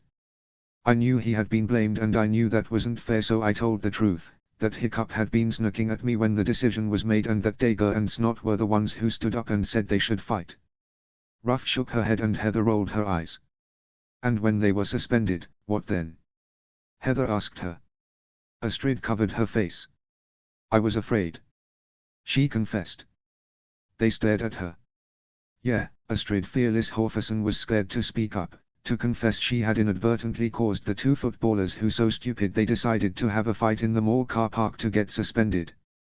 Because I knew that I would be blamed and have names shouted at me and be cold-shouldered and hated, because I actually did the right thing. So you let that happen to Hiccup instead? Ruff realized. Astrid nodded, tears welling in her eyes again. It was already happening before Heather reminded her. Yeah, but that was cold. Ruff argued. Oh, come on. Heather snapped.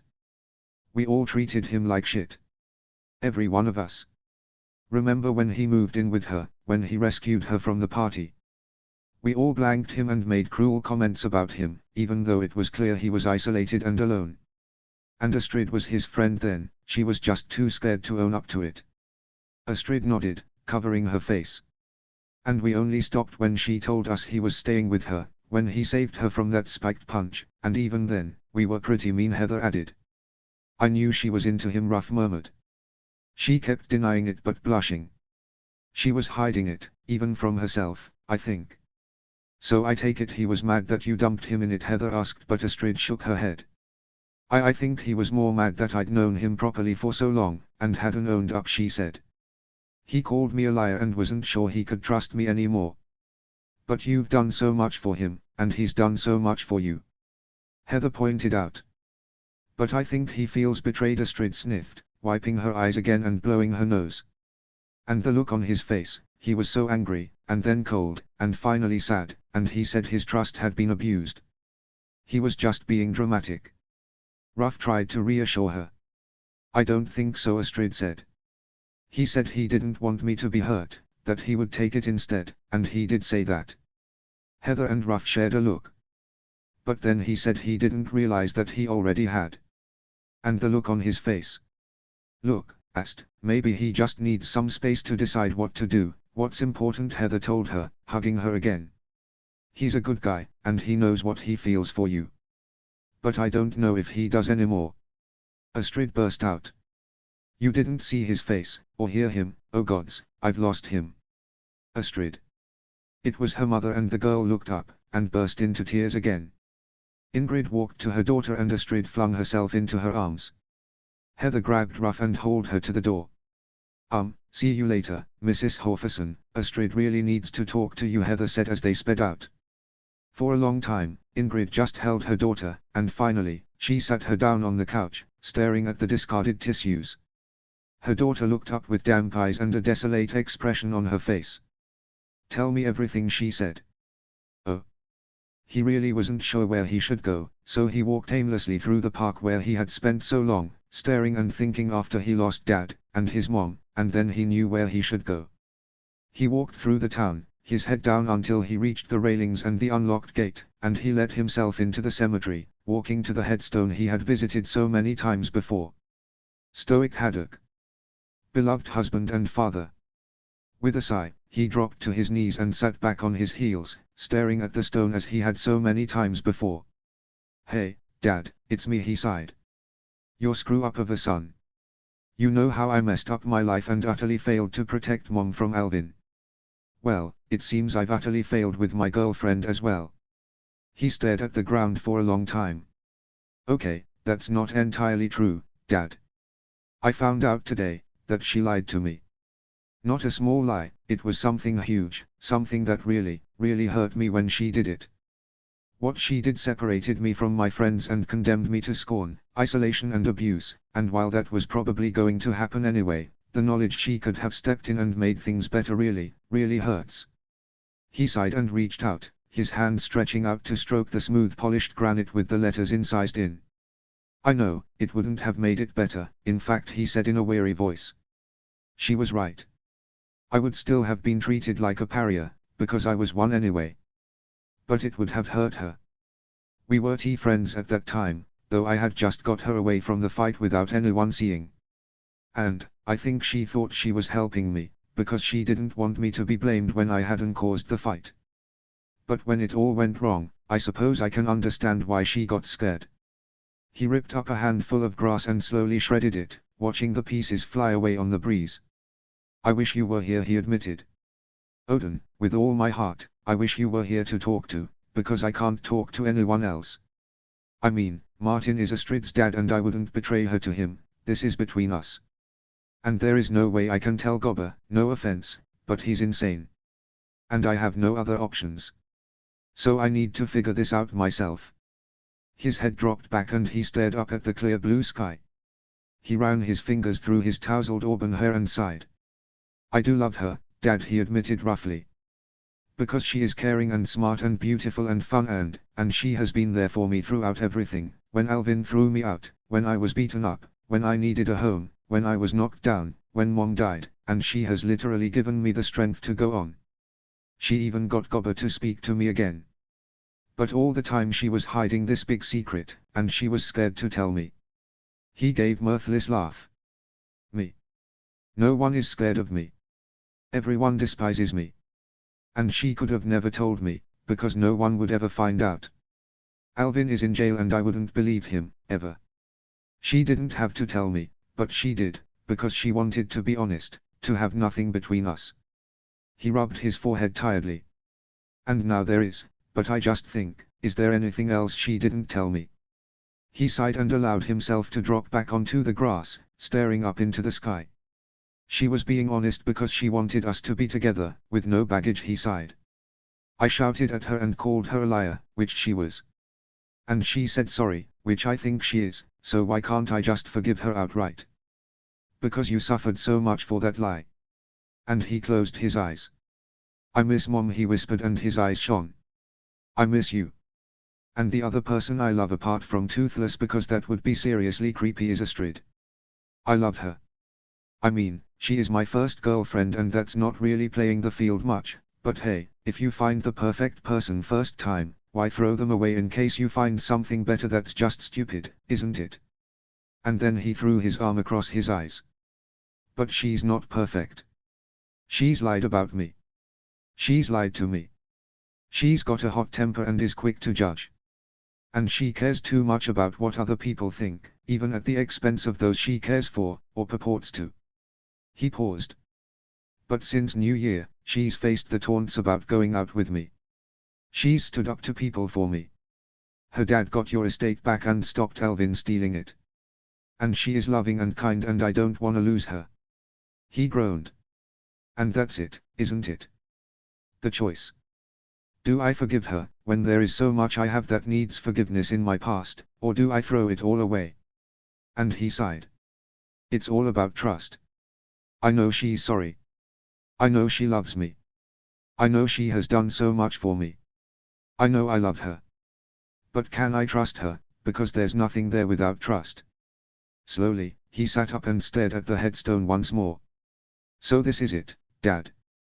I have to decide what I value more: her apologies, her repentance, her kindness, the fact we love each other, which means we accept each other's faults, against my concerns whether I can trust her again. Even though she hasn't betrayed you since then. But how do I know? So Dad, what matters? Chapter 88, What if he doesn't want me anymore? Chapter text. Hiccup didn't come home to the Horfusons that night, calling and saying he was staying round with fish legs for the night. At least now he had friends, he had options, but the fact he didn't return just made Astrid feel worse. And even worse, there was a huge row when Ingrid and Martin had found out that she had lied to them to attend the party at Ruff's, as well as actually being at the fight and only escaped with Hiccup's help.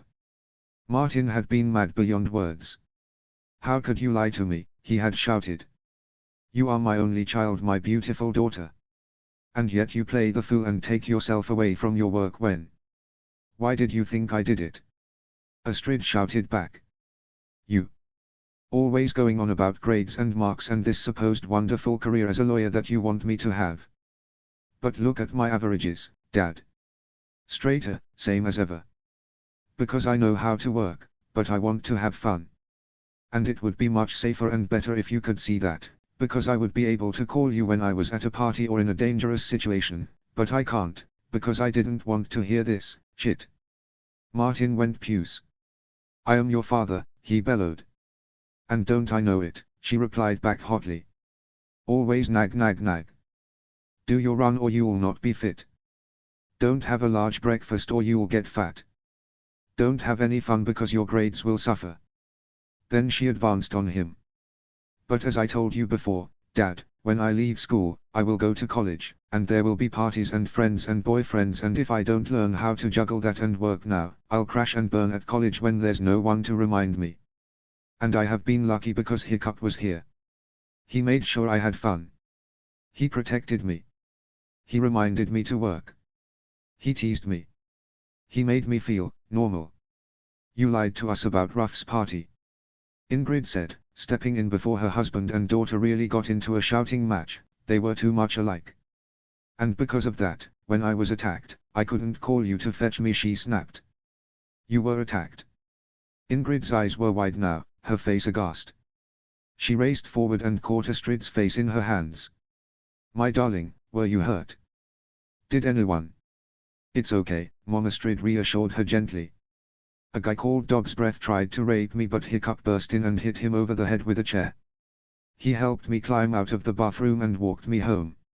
Sorry, Hiccup, Martin said in shock.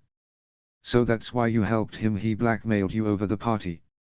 No, Astrid shouted. Gods, you are so stupid, sometimes.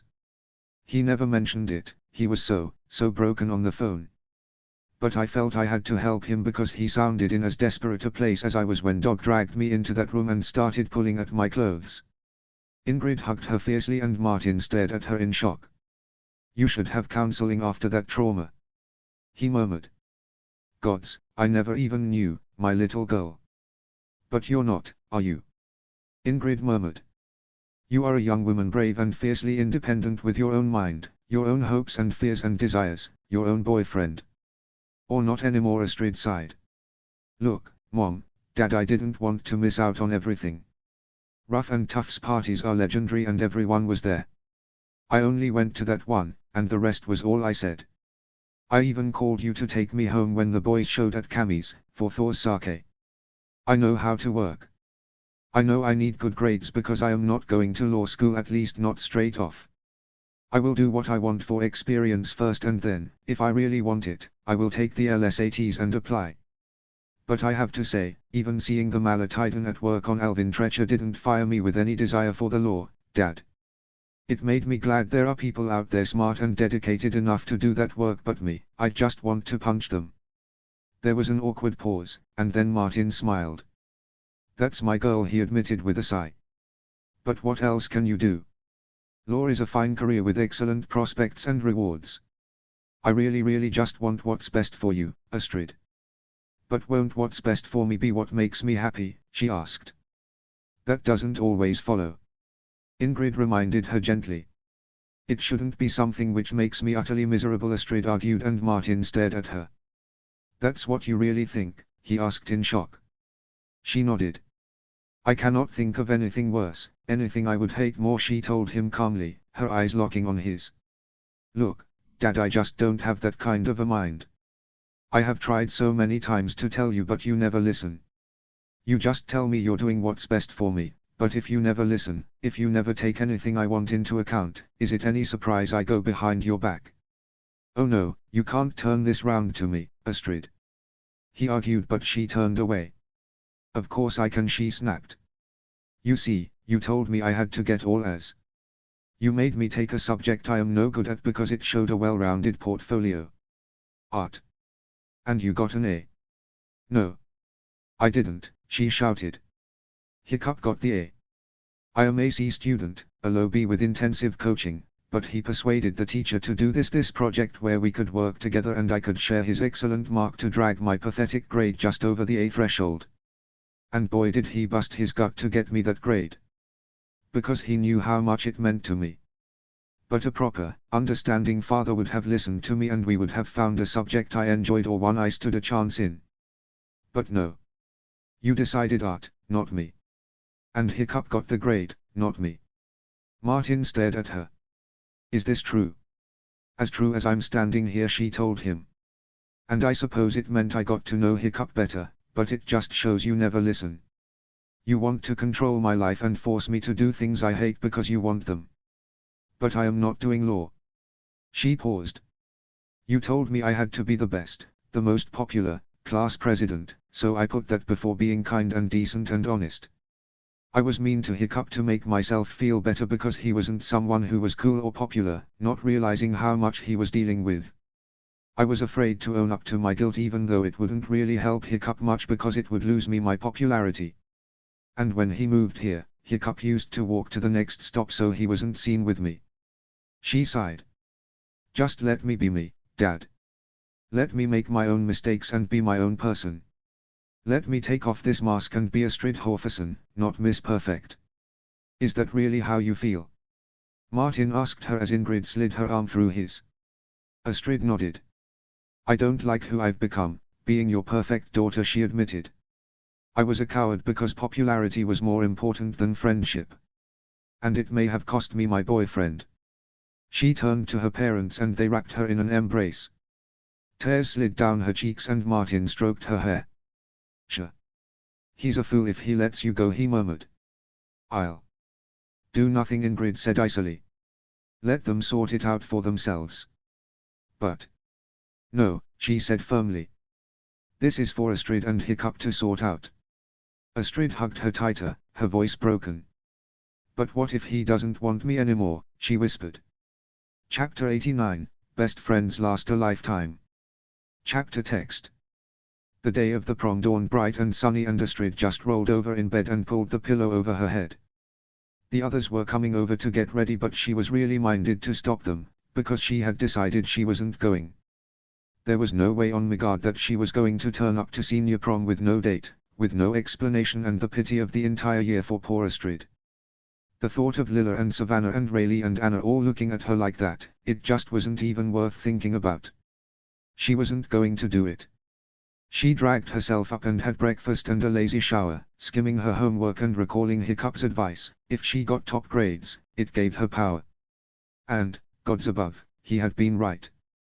Her straighter average, despite everything, had her dad listening to her, had him agreeing to her worries and promising to let her choose her own course at college. She suspected her mom may have been behind it, especially after hearing about the attack by Dog's Breath. Perhaps some little good would come out of this horrible disaster, though she still felt like her heart was broken. The way he had pulled away from her, the expression on his face, the hurt in his voice, she had shattered whatever they had got and she guessed there was no way of sticking it back together, no matter how good or skilled he was at engineering. Ingrid got her to help her prepare some snacks for when the girls arrived, and after Astrid had managed to turn salsa into tar and overboil some lemonade, she had sat the girl down and stared into her face. Astrid, whether he comes back or not, you have to go on, she said sternly. I raised my daughter to be brave and strong. But it hurts so much, here. Astrid said wretchedly, her hand flat on her chest. And do you think he hurts any less, daughter? She asked firmly. Astrid blinked, her eyes shining. She shook her head. But I hurt him. She sighed. I never realized how much damage I would do. Ingrid stroked the bangs off her face and sighed again. I know, she admitted. But you can't hide. Come Monday, everyone will know. So why not face it with your head held high and your friends at your side? At your age, relationships come and go. There are fights and misunderstandings. The good relationships endure despite those, and those not meant to be burn bright then fade out like embers in a fire. I like Hiccup, Astrid. I think he will be a fine man, and I think he cares for you. But only he can decide what he wants. But be ready for him, just in case.